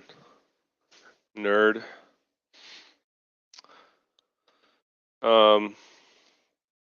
Okay, so what else? What else can I ask? Did you guys see the lights in about the fourth round of the main event? I didn't. I only know about those lights because you guys said there were lights. They probably tried their best to like not show any of that. Like they didn't mention that people were leaving or anything. Yeah, dude. You saw the Because video you know on how Twitter? they do that stuff like for Well, like for example, like with basketball, like everyone knows that that like Miami Heat fans were walking out of the building before Uh-huh. like Ray Allen hit that shot. You know what I mean? In the finals Yeah. forever ago. I was watching that game. Like they'll talk about fans or like they'll show on TV like the fans walking out of the building. They don't do that stuff for UFC. Because like when I was at Why is that? Overeem versus Rosenstrike, they did the same thing. They never mentioned it, and I saw people walking out. Oh, And of everyone was course, leaving that because it fight, was a there's fucking shitty ass fight. Yeah. Yeah. It was like a trash can fight till the end, right? They're not really trash can, but pretty much. sort of. Yeah, I don't know what that's about, man. I think it's because you know what it is, man. You probably know this already. The UFC, they have their own cameras and they do all the production themselves. So they were obviously, see you there, Jack. They were obviously like we're gonna show what the fuck we want to show, and we don't want to show that people are fucking leaving during the main event. We left. We left before the when the fourth round ended, basically, or maybe it hadn't even ended yet. One sec. And like in Yeah, in the NBA, like ESPN does the broadcasting, so like to them they're like, fuck it, we're gonna show whatever the fuck we want. So they show all the fans leaving. What were you gonna say, Jack? yeah, it got to the point when I was watching it, I was just like, I can't do this anymore. Like, I really can't do this anymore. Like, I might as well just, I felt Main like, event? I think it was like after 3 rounds, I was like, Izzy's just going to win this fight and I don't need to bother watching it.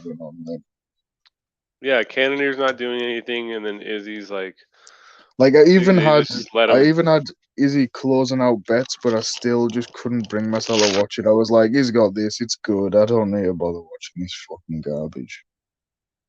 No, man. It's like Izzy's fault, but it's also like the UFC and the commission and the refs. They let John Jones and all these motherfuckers have these fucking stupid ass fights where they don't even actually fight, man. Like, you know, they Yeah, go I out was like saying eventually, like anything can happen. if he Anything can happen at any time. Uh huh. if Israel keeps doing this, eventually they'll just rob him. Just to be like, oh well, he ain't the champ anymore. Unlucky pal. Oh, what, you want a rematch? Nah, not happening. You know what I mean? Who's Donkey? Who's this right here? Yo, what's happening? I don't know. I'm a UFC fighter. Can you not recognize me off my voice? Nah, dude, no, you're not. No, I'm genuinely am. I'm not capping. Like, person, Okay. that's Yeah, you some are. fucking 12. That's some fucking Nah, okay, you're right. I'm capping. Oh, really, dude? I thought you were serious. Nah, real talk, folk.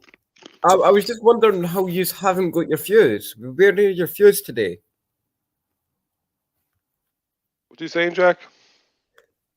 Like, where are your fuse today? Like, normally you are sitting with more viewers. All right, viewers. Oh, Where viewers. are all the viewers? Yeah, you've got like two. I fucking scared him off, dude. It's fucking 2 a.m. over here, man. I mean, And you're eating a bag of chips very loudly on camera. all right. What do you want? What do I want? I mean, I actually don't know what I want. I really do not. I came up here with a cigarette in my hand. I was about to smoke it. Oh yeah, I was going to show you the trick, right? This is Donkey Fucker.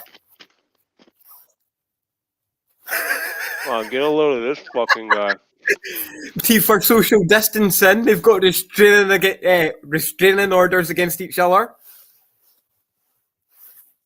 I see that. Wow, look at that. You can smoke right through the center of it, man. Was there a tooth there? Wow. Or No, your teeth are just like that?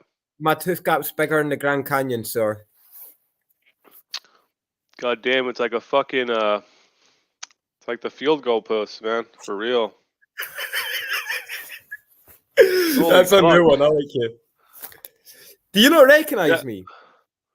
No, I'm not Xavier, man. I'm not probably who you think I am, if I were to guess. You knocked out my teeth during that fight, remember? Court McGee? I'm Court McGee. Who are you? Dude, where's this guy from, Jack? Where do you think his accent is? Is he Australian or is he from I here? know where it is from, for sure. Scotland. Fuck! Damn it, of course the English cunt would know that. Yeah. He's Scottish too, definitely. bro. He's Scottish too. You're not. You Well, sound I'm like English. you're I'm part. No, I'm You've got a English, but yeah. Well, further north. London, No, Birmingham. Cumbria, like near enough on the border. Near enough. Yeah. So you like He's Scottish. Sort My You're mother no is Scottish. You're no Scottish until you're running down the street in a kilt shouting freedom. Who's your favourite fighter then? Conor McGregor. It's not Paul Wow. Craig. I thought it would be Paul Weak Craig. shit. Why didn't you say Paul Craig, you fucking nerd? Because Conor What's wrong with this guy? McGregor will knock you out with a left blow to the head. Dude, Paul Craig would fucking wreck Connor. He'd fucking rape him. Well, not in cage fighting, but in MMA, Wow. yeah, probably. What's the difference? What's the difference? You're in a fucking cage and it's more wild when you're cage fighting. Oh, you cunt, the adrenaline you get. Oh, nothing beats it. So you think Connor would beat Paul Craig in a cage fight? Yeah, definitely. Why? Well, because Conor McGregor is just fucking badass in general. Man, but isn't he a mix? Savage? like he does pretty much fucking everything. You know what I mean? He does mixed martial arts, boxing, karate, all that shit. So he knows his shit. You know what I mean? No, I don't. So you said you're a UFC fan, right? Occasionally.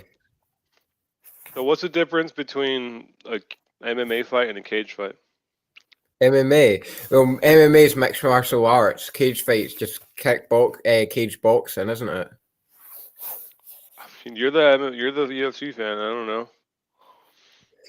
I mean, have you ever seen Australian football? It's pretty cool. Yeah. Yes.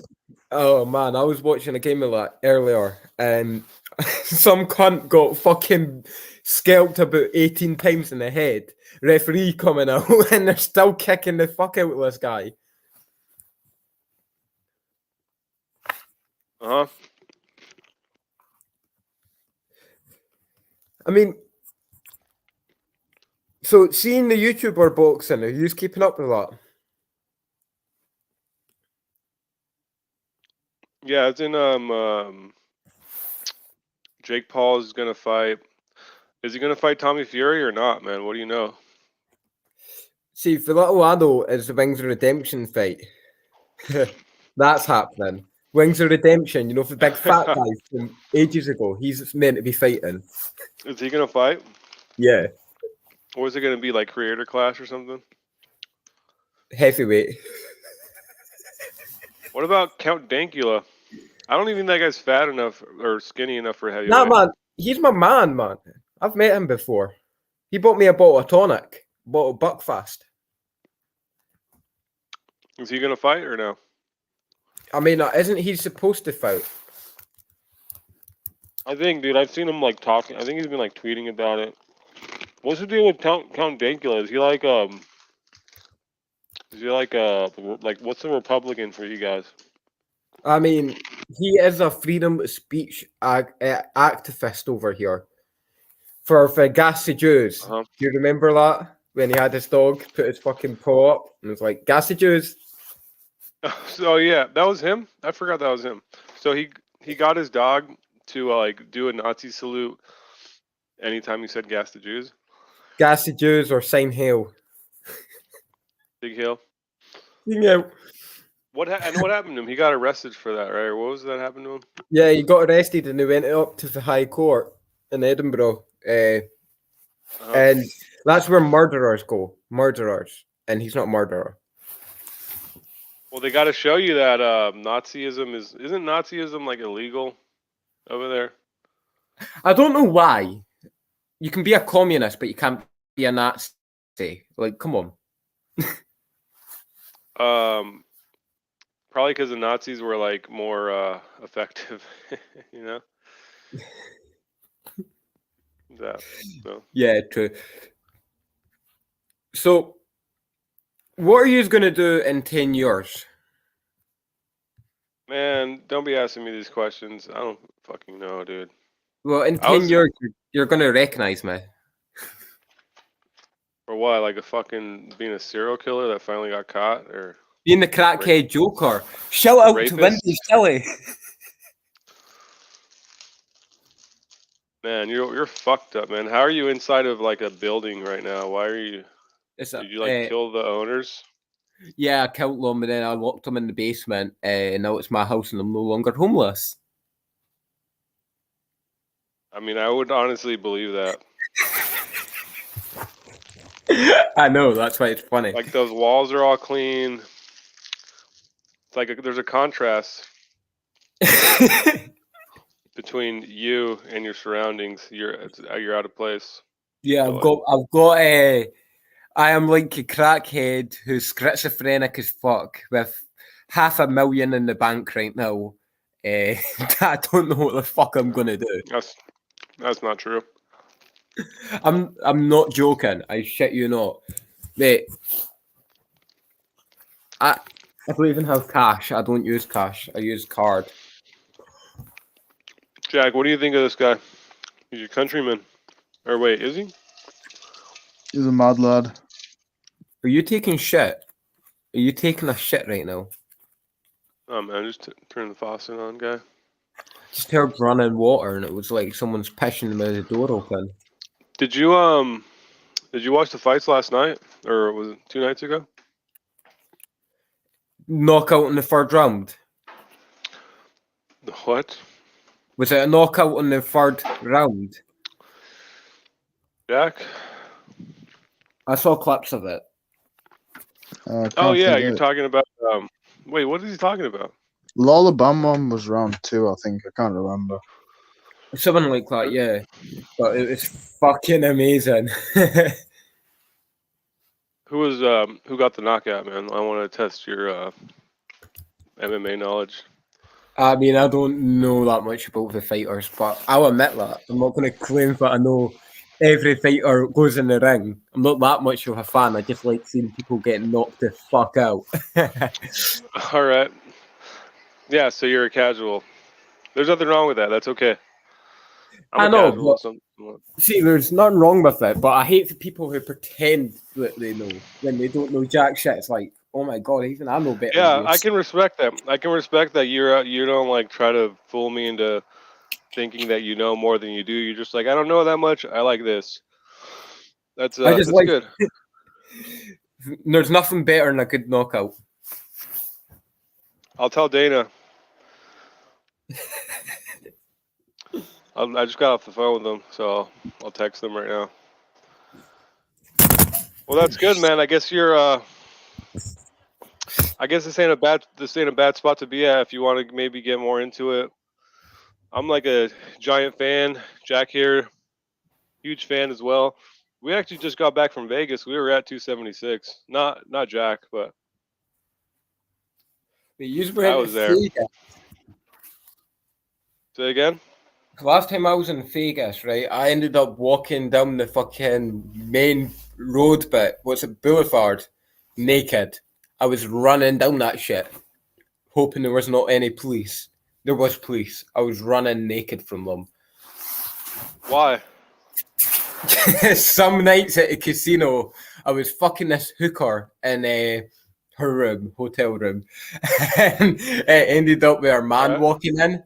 So her man's walking in, and I'm just jumping out the fucking window because it's like a motel. I was on the bottom floor. I jumped out the window, and I started running naked. So what? Her like boyfriend? How did you know she was a hooker? Because I paid her $80. Wait, so how do you? I was just in Vegas, man. I couldn't figure out where the hookers were or how you pay. Yeah, you'll see them. You just see them at the corner, looking for all Really? the tourists, like people like me with money. Well, probably not people like me, but Jack, what do you got, Jack? I got nothing.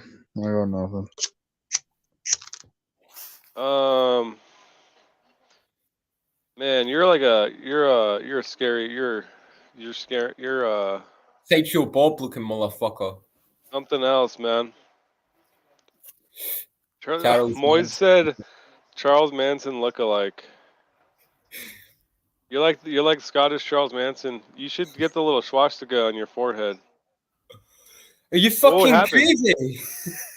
What would happen though? Would you get arrested for that? I wouldn't get arrested. It's the fact that people will look at me funny when I'm doing a live show and they see a swastika on my fucking forehead. You mean like they're doing right now? Oh. I mean, burn. Yeah, what can I say?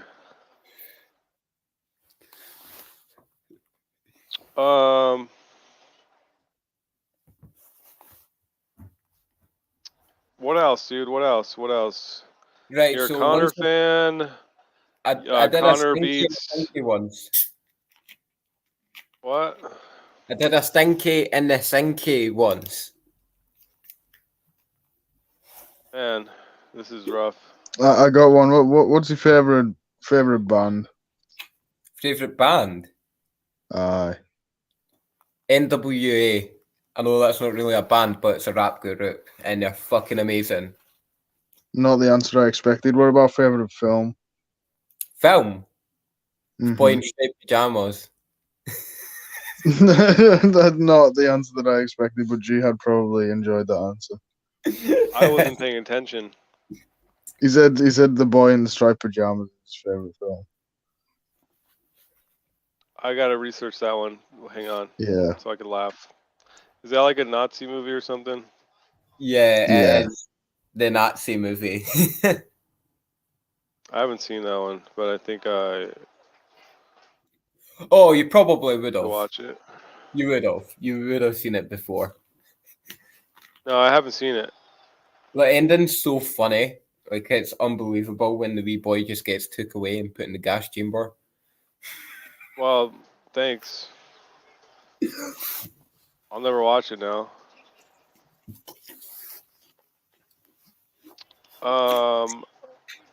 Fuck, man. Who sent you here? How'd you find this stream?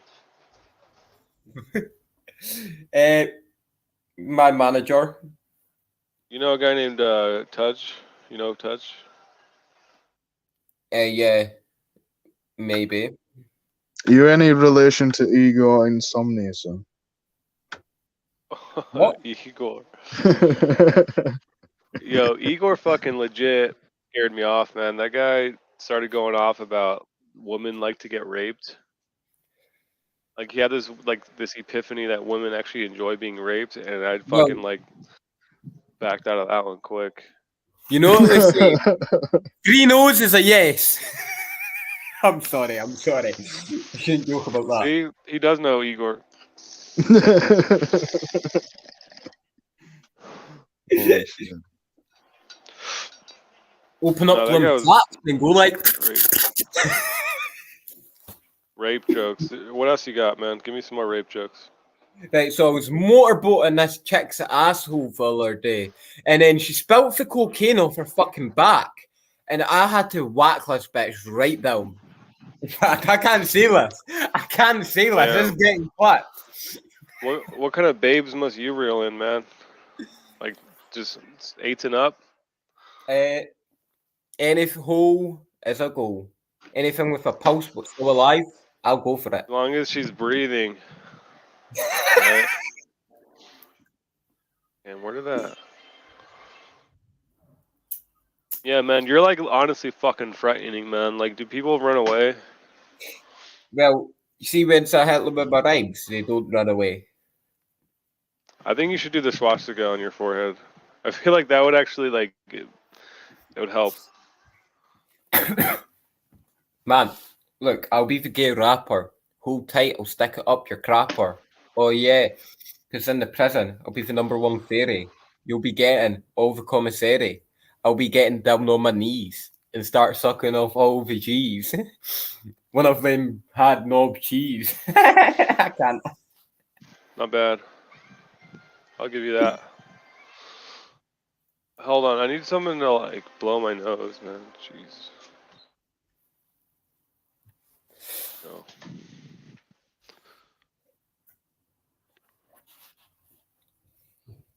Now, you do know you can react to the fights through Streamyard. Saying, you know, we could show your face. I could show my face. Wait, you can show your face. I wouldn't do that if I was you. Don't face dox yourself. No, I don't want. I don't want you to see me, so then you can add me to your fucking kill list. I'd rather just you hear my voice. That's bad enough. It's alright, you're not on my kill list. Thanks. So what's your name, anyways, man? My name's Donkey. Donkey. My Okay, name's yeah.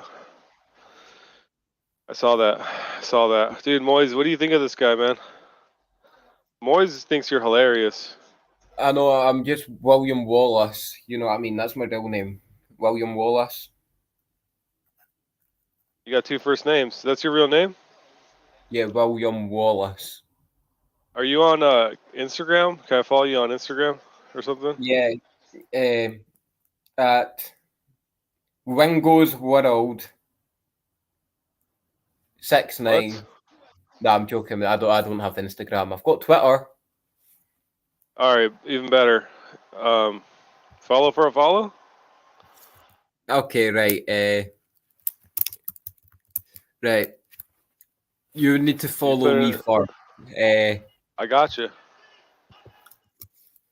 Put it in the private chat. Right, so it is. I'll put it letter by letter. Okay, that's No, complicated. it's not. More I'll give you complicated. my real Twitter. That's fine. I'm gonna give you my real Twitter too, man. I'll follow you. Oh wait, Donkey there's face. donkey fucker with the O. Oh, you put an R at the end? Yeah, well, no, Alright. it's. I spell it wrong. It's like that. Donkey and then fucker. Alright, here, let me pull up Twitter. Fucker. Yeah, Donkey Fucker. Oh, with a K as well. Alright, man. Yeah, right? This you? I can't Yeah, see. you right there? Your screen's froze. Oh, man. What happened? Oh, yeah, something happened. I think I found you, dude. That's like the same, very distinct, upper. Yeah. Upper One of the accounts. I like that photo, man. I like that you own it, man. I respect that. I'm gonna be your first follower, dude. You had 0 followers. Yeah, no, I don't use Twitter that much. You should start using it more, man. If you follow me back, I share a lot of stuff. I retweet stuff. So maybe it'll help you keep up a little bit with MMA and other cool shit. Yeah, You know man. this guy? Wait, who's this guy? Oh my god, is that my brother? He sort of looks like you he's like grimy. You guys are both like grimy. Yeah, he definitely has tried crack cocaine in his lifetime. He has, man. Look at that, like sunken in cheeks, Heroin. and then here, probably prescription drugs. This is what like prescription drugs and alcohol does to you, man. I mean, alcohol isn't that bad. I've been drinking since I was 15. It's pretty I'm bad. 18, by the way. I am 18, by the way. They say that like alcohol is very bad for your heart, actually. And, Yeah, like, well, it's kind of. No I one mean, really it's- tells you though. They don't tell you that it's bad for your heart. Like cigarettes, it says can cause cancer. I guess beer does say shit like that, right? It says it can cause cancer. I mean, Never mind. it doesn't really say. There's no. Like, that's a bottle of beer. It's empty, obviously. But you know what I mean? Uh-huh. There's no warnings on it, except from your only drink 1.4 units per week. Oh really? Oh, there you go. The reason it says that. Oh, he's gone. Damn. Master, dude. That guy's a master of appearances. You know, what's one of the like 40 laws of power is like you do like disappear. Like you just disappear on a whim or something like that. Damn, how about that guy, dude? Scared Elo off. I feel like Elo is kind of hard to scare off too. Man, that was something else. What's going on in the How's it MMA going? world, man? Where'd he go? I don't know. I put him on the full screen, man, and like it fucking he just fucking clicked out. I heard him click, and he was gone, dude. This guy drinks fucking Bud Light and Budweiser, dude, and he's like British. Is that like? Do you guys judge those kinds of people? What do you think of a person that like drinks Bud Light, but is a I Scottish? don't know any people that drink Bud Light. I didn't even know they fucking sold that. See, now I'm talking like this. I didn't even know they like sold the. That's just my speech impediment. I literally wasn't even trying to like imitate anything.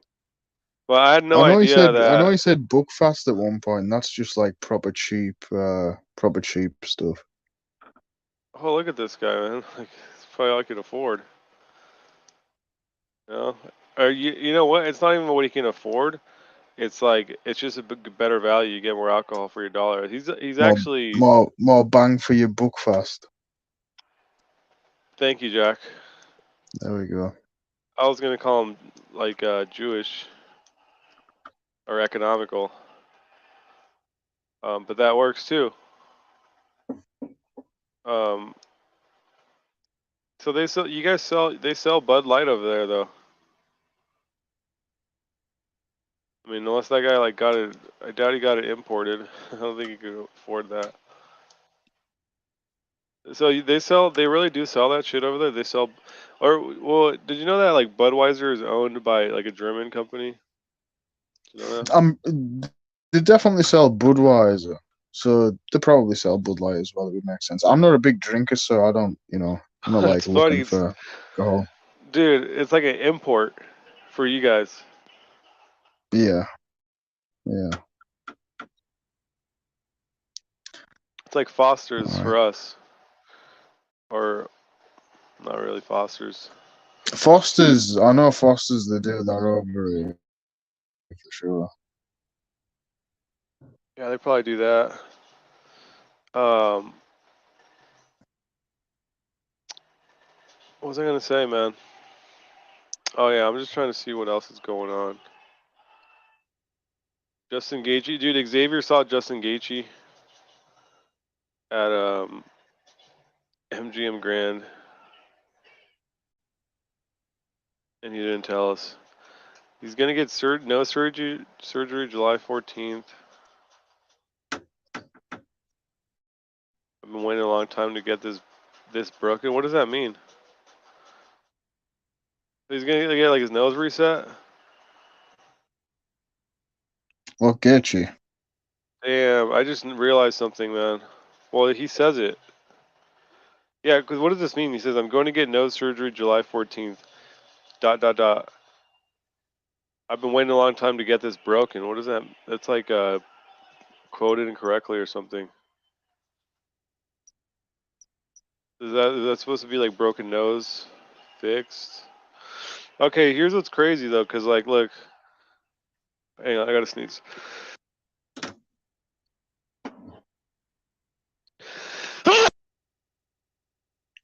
Ah, fuck. I muted it in time. Good, thank God. All right. You should rewind that back and listen to it. It was pretty funny. I know. I'm a comedic genius. All right, look. He says, wait, no one has done it, so I'm going to give myself. What does this even mean, dude? He's not even saying anything. This guy's the fuck. What is he saying here, Jack? What's Justin Gaethje saying on your screen? He's been. I'm assuming he's saying that he's been waiting for somebody to break his nose before he gets surgery, but nobody's done it yet, so he's just gonna go ahead and get surgery. I don't know, something like that. Oh. Yeah. Okay. I think you. that's what he's trying to say. So he's gonna get nose surgery, and he's been waiting a long time to get it broken. So it's not broken yet. Yeah, No one I'm has done assuming it, so that's I'm what he's going to saying. do it myself. See, they didn't quote it right because it says no one has done it, so I'm going to it myself. That's why I couldn't understand it, man. And give it one last. So I'm thinking, dude, it sounds like his nose is fucked up. So how is he gonna say that it's not? Because why would you get surgery if your nose wasn't fucked up, man? Yeah, I don't know. It's very confusing. Quote. Well, if Xavier was here, he would call him a fucking retard. That's why. Dude, how fucking long are Jalen Turner's arms? It's fucking insane. What he's doing should be illegal, man. All right, so his nose is clearly fucked up because he needs surgery. It sounds like he's about to retire, and it's not only because of what he says, like one last title run. How many fights could that be? 3 tops. So Fighters usually don't get their noses fixed until they're done fighting. Like, look at Arlovsky, look at Brad Midell. And they usually Midell. wait.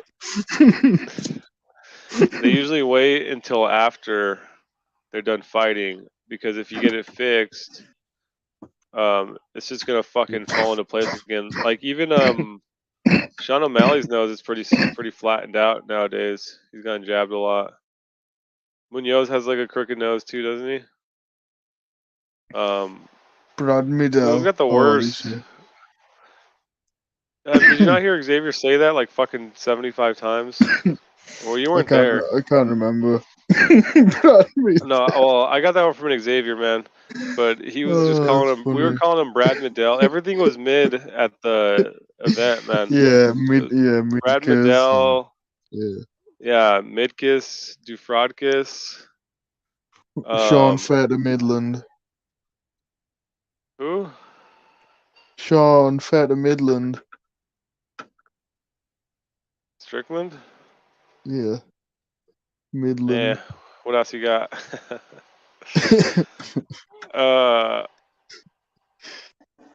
Brad Midell, UFC 270 mid was good.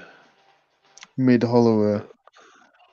Mid Holloway. He's like less than mid, man. Max Hollowashed. That's good. That'll piss people off. That'll piss off the fag. Dude, there were so many Holloway fans there at the event. O'Malley and Cowboy, dude. Cowboy's like a big deal, man. I didn't realize he was that big a deal. But like, Not anymore, he's not. they love him. Yeah. Well, he still is. Yeah, but The it's fans a love him. wrap now. Yeah, he's retired, and when he retired, obviously I was there. Everyone like stood up and clapped, man. Everyone clapped. Like everybody was just. I mean, I wasn't, because I don't really care about Cowboy. I used to be a fan of his when I was. That's the thing, dude. When I was super casual, I fucking loved Cowboy. And then, you know what's kind of weird? He came out as like being very racist, and I actually became less of a fan of him. But you would think it'd be the opposite, man. I don't know what it is. I think it's because I like Bobby Green, and Bobby Green was like, he's kind of one of the guys that like was criticizing him. So I was like, fuck this fucking guy, dude. I know that. Kind of one of the. Go ahead. I know he's got like. I feel like typically he kind of does have like a bit of a douchey reputation, and I know that wasn't there that scuba story or whatever. Like I posted a video of a guy like recounting Cerrone's story of it, but apparently some people in like the scuba diving community just said like his whole story was like a crock of shit. Apparently, he just changed a bunch of it. He just just like massively embellished like a lot of the story. Yeah, that's not surprising. Cowboys is like literally a sellout, and just actors. They're just like people that will just lie, and like it's because people will believe them. Really. The shelf life really is like no more than like 7 years before people start dropping off or something, and it really, realistically. It's actually 9 years. Why? Well, yeah, I guess maybe 9. Yeah, but I just like fucking asshole, dude. Are you serious? So many people are dying out though. You know what I mean? Like Lawler dead, Cerrone dead, Joanna dead. Holloway. Like literally all Holloway is next, pretty much. Tony Ferguson. Like Holloway's like. Yeah, Tony Ferguson, like all these people are like one fight away from like him on the screen right there. That's him basically saying, "I'm going to give you one last run at the title. If Gaethje loses again, he might just fucking retire." Yeah, that's what it sounds like, because he said before that he's not looking to like fight. He wants to be able to like talk or something normally. Yeah, and he's probably already has brain damage. And I think that like Gaethje legit actually wants to be a champion. You know what I mean? And I don't, I don't think he wants to keep fighter, just man. trying. He's a top failing. fighter. Yeah. Yeah, if he can't do it, like, yeah, it seems like that's the case, man. That he just, because there's some guys that'll, like, Cowboy will fight and fucking lose 20 in a row, and like not even touch, sniff a title shot for, a decade. Yeah. You see that all the time with these guys that just fight until it's fucking over for the checks. I guess that's a new thing, man, that you kind of have to expect with how fucking volatile and dangerous fighting is, man. Khabib retires. I think it's gonna be like a more like normal thing as time goes forward, man. A lot of guys just calling it early. Like I don't think Kamaru is gonna do that. I don't think Kamaru's gonna fight um into like like destruction of his legacy.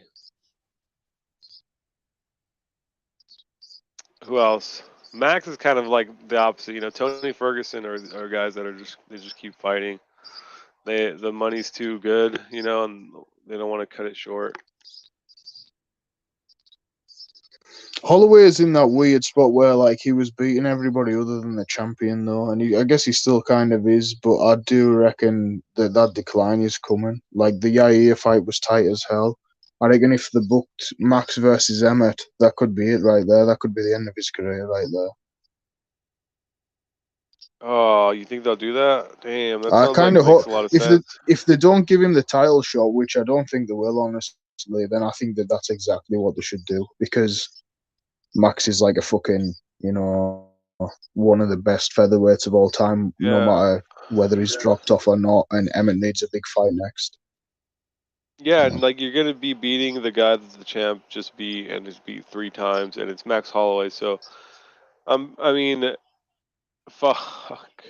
Yeah, it's like maybe he beats Max. Maybe he can fucking KO him, dude. Or Yeah, I think he probably KOs not. him. If I'm honest, I do think he KOs him. No, probably. Is this fucking Noah? Yeah. Wait, so fuck. What were we just talking about? We were talking about Emmett. Emmett and Holloway potentially. Who does Holloway fight if he wins? He has to fight Volkanovski. somebody. Bryce Mitchell. I don't know. Another up and comer. Yeah, Yeah, but then if he wins Max. again, then who? I don't know if anything actually, yeah, it should be like Holloway should fight Emmett or he should move up to 155. Dude, I feel like Holloway could fight Volk again, man. We try to pretend that we're not in like the 2000, like the Audis anymore, like the 2000s, where like Nick Lentz fighting Oliveira a million times. Like people act like people can't fight 4 times, dude. People act like people Not for can't the fight 4 times. title though. When it's 3-0, not for the title. Yeah, but let's say Max beats Emmett and then he beats another guy coming up. Like he's just gonna keep beating contenders forever. No, they'll give him the shot eventually, man. And that, But how what's many? funny? He would literally Yeah, need to win like 5 in a row for them to give him another one. You know what I mean? You would I have to think beat like 3. Emmett, Allen, Yair again, Ortega again, and fucking Bryce Mitchell or Evloev or something like that. You know what I mean? They would make him like really work for it to get I that mean, fourth it'd be rematch. hype. But if he won that many, there'd be a lot of hype for another fight. And Max never Yeah. sells anyways, man. Max never sold. Aldo didn't, and like Volkanovski doesn't sell. So even though it's like a small like or even though it's fucking happened a bunch, man, it's like who cares? I think As Holloway long as could still win fights, but I reckon Holloway will probably never get a knockout again, and I reckon Izzy will probably never get a knockout again. I mean, If they could I'm all just honest, fight bad fighters, but Izzy, but yeah, I fucking hate Izzy. the too far up the ladder to be fighting bad fighters. You know what I mean? For now, Yeah, for now. Yeah. I mean, you just keep dropping off, and didn't Cowboy get like a KO or no? Um, what about Ortega and what's his name? You don't think Emmett just fights like Ortega or Yair, and then that's like a, hopefully Yair wins.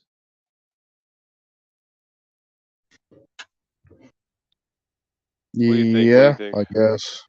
Yeah, that would make sense. Just the winner of that fights Emmett. But then who does Yair, Volk Emmett, fight in the meantime? Volk. I mean, who's there to fight? He said he said he. I mean, he said he wants to go to 155, and he said, I mean, it's obvious that like there are like things need to get ironed out at 145. Ortega needs to fight, Yair. Yair probably wins, and then yeah, maybe he fights Emmett. So I mean, that's like fucking 6 months, a year. Dude, how many steroids is Volk? Do you think Volk is on steroids? Natty? Nah.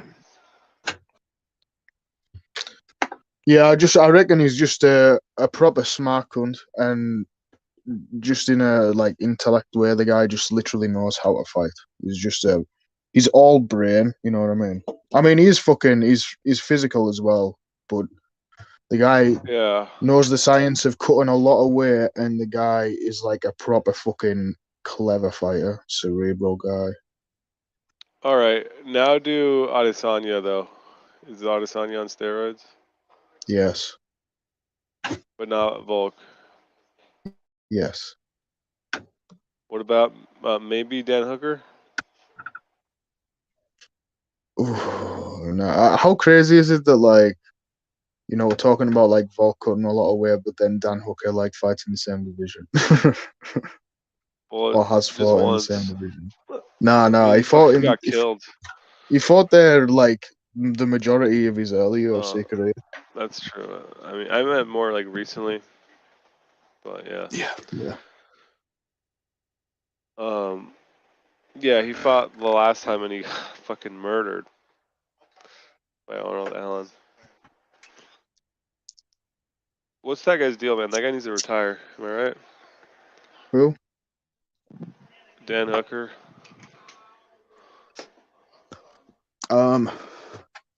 They should do him and like that Joel Alvarez guy, that Spanish guy. To give him a free win? Give Alvarez a free win? I don't know. I don't know about picking that fight. Dan Hooker could win that fight. I reckon that Joel Alvarez guy might be a bit of a bum, if I'm honest. Yeah, but so is Hooker, though. What are you talking about, man? Yeah. Who am I but talking to? They're both, it's pick 'em, bum fight. I'd go with the guy who, like, still has a, I don't know, a chin.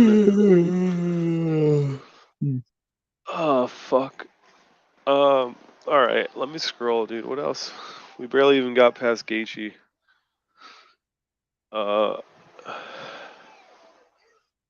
Gaethje. Xavier saw him in Vegas and didn't tell us. Uriah Hall put out a statement saying, "Congratulations to black belt jiu-jitsu champion Andre Muniz for not even being able to sub a jiu-jitsu blue belt." Yeah, did he really say that? Yeah.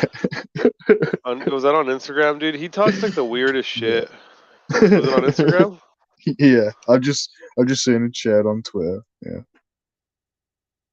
He said some gay shit, man. Like, who am I to tell a woman what to do? Oh yeah, Like, I shared that, shut the didn't I? fuck up. Okay, yeah. You can't tell a woman what to do, man. You can't tell women, like all these like prosecutors who tell women what to do. When they're stealing, when they're abusing their kids. Like doing bad things. Like we tell them what to do all the time, and like I mean, aborting a kid, you're like that's like child abuse, man. It's like murder. So yeah, fuck it's you, not the Uriah same. Hall. I'm It's glad not he the lost. same. It's not the same observation I made about the black belt and the blue belt. But I did say I was like, how crazy is it that Uriah Hall has better sub defense than Jacare Souza?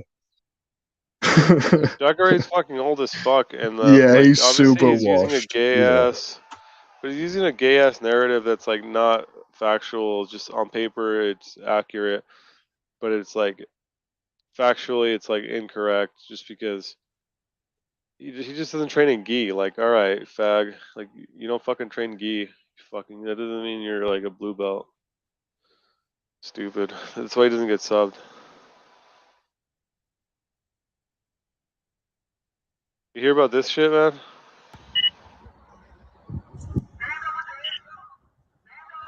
They caught the kid that did that. This kid did a fucking shooting at like a 4th of July parade. I don't Yeah, understand. Go ahead. I only just woke up a few hours ago, so this is all news to me. This is, yeah, like this morning. We were still in Vegas when this happened.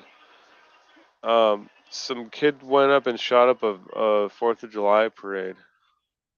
And then he killed 6 people. And he wounded like several dozen, like a couple dozen. But I don't understand why every fucking public event doesn't have people with rifles, with semi-automatic rifles, and like scopes and bipods on rooftops. We should have police and SWAT on rooftops, man. The people aren't safe, and the people that are supposed to protect the citizens, like the government, right? They're enacted with instilling safety and stability. Why aren't they fucking on every fucking rooftop, man? Why aren't we having volunteers on every rooftop? At these public events, just overseeing when people are under attack. Um, you know, you're supposed to defend them. Not happening.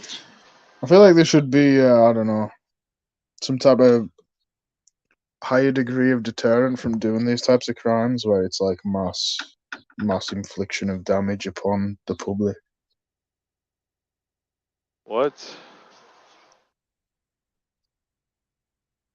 There should be, I don't know, like there needs to be something to reinforce not doing that kind of behavior. You know what I mean? Yeah, I do know what you mean. Are you kind of saying what I'm saying? Like, we need to fuck these guys up?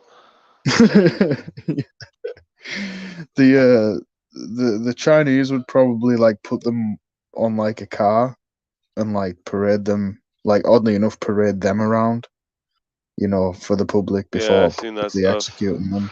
But Yeah. how do you know? I don't get it though. You do it to them like after the fact, like you know what I mean? Well, I mean, you can't do it to them before it, can you? I'm thinking you do it to them during, and that like there's people with guns, man. So if something like this Yeah. happens, we're ready to react. And But then it just becomes a whole thing where it's like there's a million people with guns. One person fires at one person, and then another person fires at that guy. What's to say that the third guy doesn't fire? You know what I mean? Chain reaction of just like a million well, cunts with no, guns. it's gonna be controlled, and like Yeah. everyone's gonna be wearing uniforms to identify each other. And I mean, what it's gonna do is the more and more of these places, they call it hardening a target. So the more and more of these places like schools and public events, more and more they become places that are much more well guarded. That's going to be fewer options for these types of fucking people to go and try to victimize them. I mean, there's a reason they're not attacking a fucking army base. There's a reason they're not attacking a police station, because that's not where the easy targets are. So what you got to do is stop giving these people easy. I mean, you're kind of saying that too, deterrent. It's like you got to stop giving the easy targets Yeah, and make like those parades. targets hard. Yeah. Why aren't Like, parades in this are they fucking like are they, climate, man? are they really Go ahead. necessary? Oh, the parades. I mean, here's the interesting thing about a parade, man. When you're doing a parade, it's kind of like a signage of like being able to do one is like a signage of living in peacetime and living in a society that has borders that protect the people on the interior.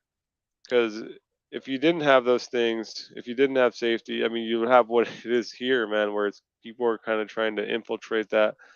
I mean, you think of what we're doing when you're in a parade. You're just putting yourself out there for society. It's almost like a test of a society's safety, man. Can people just go out and about in public and be at a complete disadvantage if something were to come? How much more vulnerable can you be, than just be walking down the street, not even looking where something might come from? And yeah, like right now, it's like we can't do those things, man. Yeah, maybe we should stop, or we need to start like fucking defending these people, man. I was talking with Jimmy on the way back from Vegas. I've been talking to after that Texas one, talking to people about it. Like, why are we letting our schools be undefended? Why aren't we, like, if they put us out there with guns, if they put me out there with a gun in front of my old high school, or my old elementary school, or my old middle school, at least that person is going to shoot me first. And that's going to be a better trigger and alert than if already they're shooting kids, because they're going to have to get through me first. They're going to have to get through those people with guns first. And I say, man, I'd rather go than these little fucking kids. At least I have a chance. At least I'm not completely innocent. And that's, no one's willing to do that, man. No one's willing to sacrifice themselves, man. And I don't understand why we're such cowards. We'll rather let the kids do it. We'd rather let the kids take the bullets. If they don't want to, and I can kind of understand I feel like arming the school, I understand why people would think that would be a bit drastic, but they could take measures to make like perimeters more secure as a whole. Fucking assign key cards and that kind of thing, and better like perimeter security, fence and that type of shit. Like, don't let these psychos fucking get into the fucking school to begin with. You know what I mean? Well, the Texas one, apparently, isn't that right, Elo? Like a door was left open.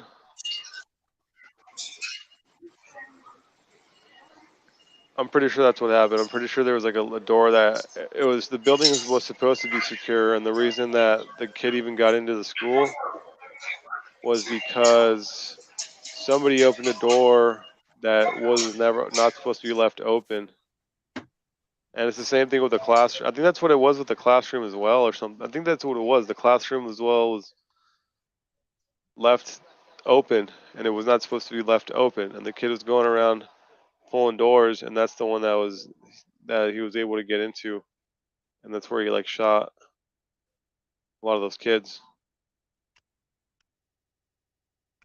So yeah, I've been listening to a lot of stuff has come out ever since the Texas one, man, and people are talking about a really multifaceted angle of attack, where it's like you have protocols like that school had, but you follow them.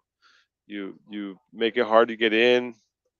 Most schools are fenced in, and there's only one way in and one way out, and you got to get buzzed in. um, People are talking about, if teachers want to carry guns, let's let these fucking teachers carry guns, man. If one of these kids came into the classroom, one of these shooters, and that teacher's armed, or maybe the teacher next door is armed, now we have people there immediately who can act, and that's who's most likely to stop this type of shit from happening. Some guy got shot on Fremont when we were there just last night. I think I've already mentioned that. And the reason that guy wasn't able to hurt anyone was because there was cops all over Fremont all weekend, man. They had metal detectors, and that's within seconds of something happening in one of these little gift shops. I saw a video of it. Police were inside within 20 seconds. and they got the shooter, they got the guy down. I don't know what he was doing, what weapon he had, but I know that the police shot him. He survived, and he was in custody. And that was because we had people there whose job was to stand up and act if something happens. And it's like it's not complicated. Titles are meaningless. What we just need are people who are gonna act and react.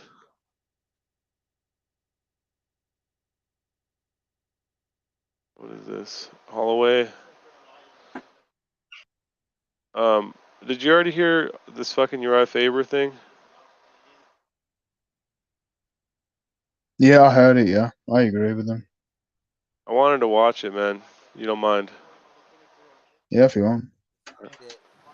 He wasn't treated that great this last week. I mean, we were expecting for him to be there sideline.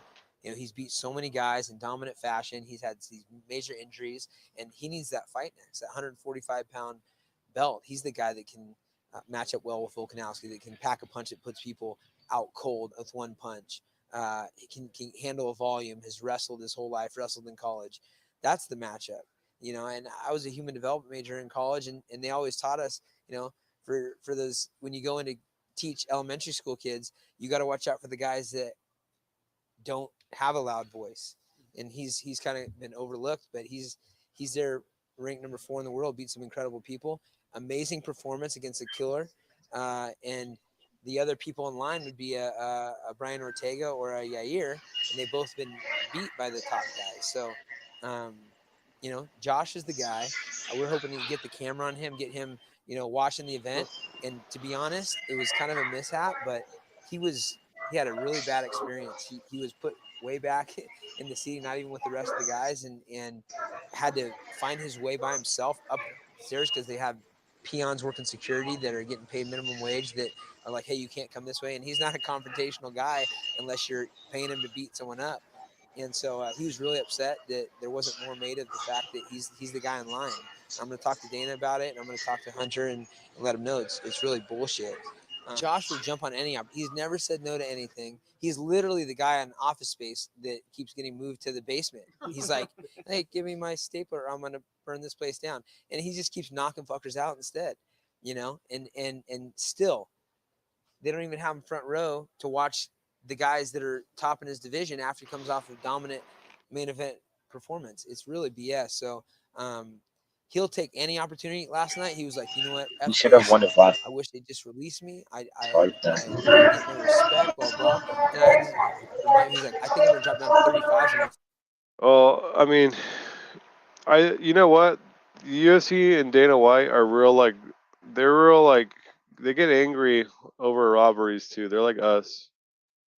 The robberies really piss them off, and I think they know that Emmett didn't win. And even though the scorecards, the judges gave him the win, they're not gonna reward. Here's another thing as well. I Reward feel that like even if Calvin had gotten that win, it's not like they would be trying to book Calvin Qatar versus Volkanovski next. No, he probably would have fought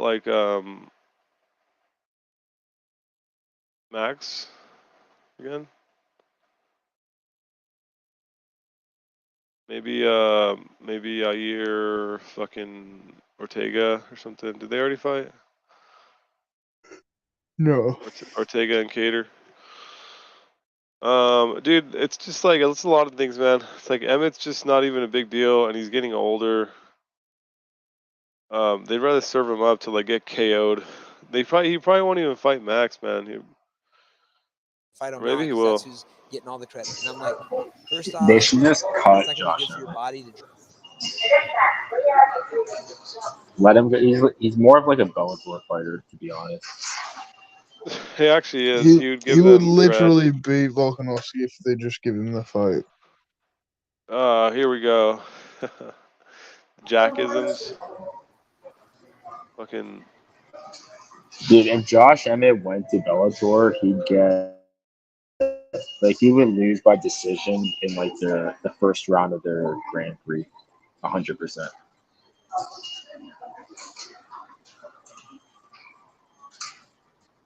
I mean, the guy is agree. just like spamming overhand rights. Like that's all he does, pretty much. How egregious of a robbery was it that he got? Pretty bad, huh? I mean, yeah, it was pretty bad. I didn't even like watch the fight, and I feel like it was a robbery. It was not a Oh. robbery. It was just a shit fight that Emma. All right, Jack.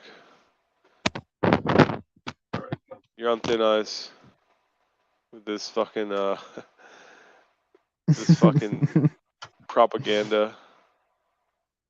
You're peddling, Emmett's dude. We get it. You're a Josh Emmett fan. You guys are both pale. good.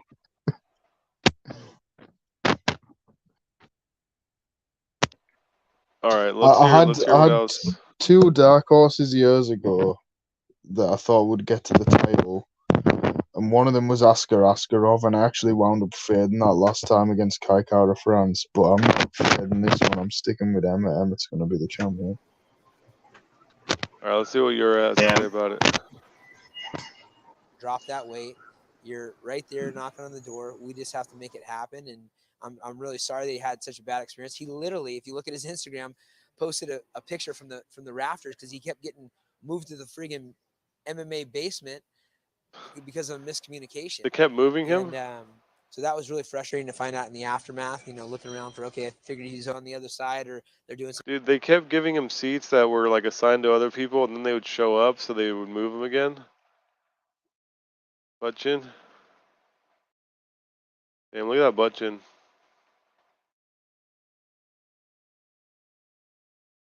Yeah, dude. I feel bad for Emmett now, dude. Feel Yeah, bad it's for him. fucked up. Very disrespectful. He should have bought his own tickets with Calvin Cater's win money. I don't think fighters can buy their own tickets unless they're buying a bunch or something. I think it's like pretty. You probably have to be a certain profile, actually. But I would have to guess that there's discounts for fighters. Leading up on his own, I know when he came to Vegas, he set stuff up. He tried to put himself out there, and yeah, like it seemed like a layup that you put him on the post-fight show and get his thoughts. Or, like, unbelievable. None of that, right? Zero. Yeah. Not only that, he was literally put in row G, seat S with general public, and it was a mishap because of the way the tickets were happening, and whatnot. But and then we didn't know about it till it was too late, and he's just angry. He wasn't, Damn, he was just sitting next to like fucking normies and like, because I think they do have fighter sections. Like they could have put him next to you guys for all you knew. He was fighting with, he was sitting with civilians, man. Mm-hmm. And it's like I think fighters don't like that because then you fucking start getting annoyed by people, man. And well, like, obviously, you want to watch the fights, and you've just got a bunch of people around you being like, "Oh, Josh Emmett." Yeah, that's literally why they cordon off sections for the fighters. Yeah, man. I don't know. It is pretty douchey, man. It's like they don't even give him a fucking. This guy's like a top 5 guy. They're just like they're just like making an example of him, man. There's some slimy shit going on. Pretty messed up. Like, fight the security guard because he's trying to get someone. So I was a misunderstanding, but look, give the guy his friggin' respect. He's been taking the hardest road possible, multiple surgeries on his hands, on his face. He knocks dudes out. He cuts the weight. He lives like a professional. Like, it's time.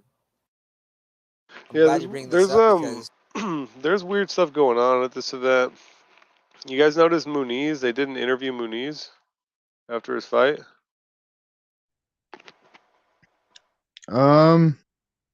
Yeah, I wasn't that shocked by that. They sometimes do that.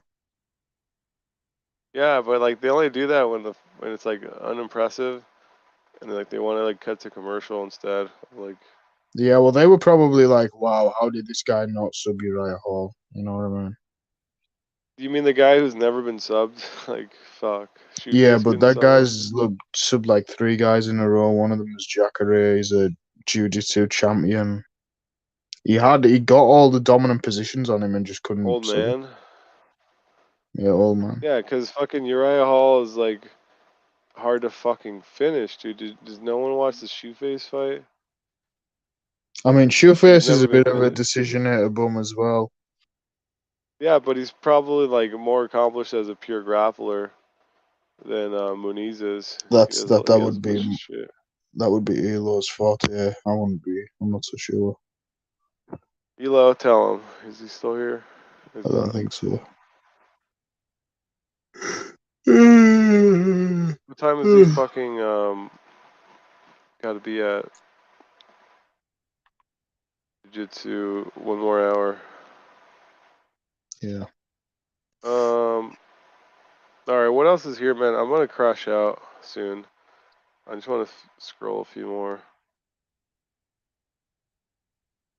Adesanya, dude. Fuck Adesanya,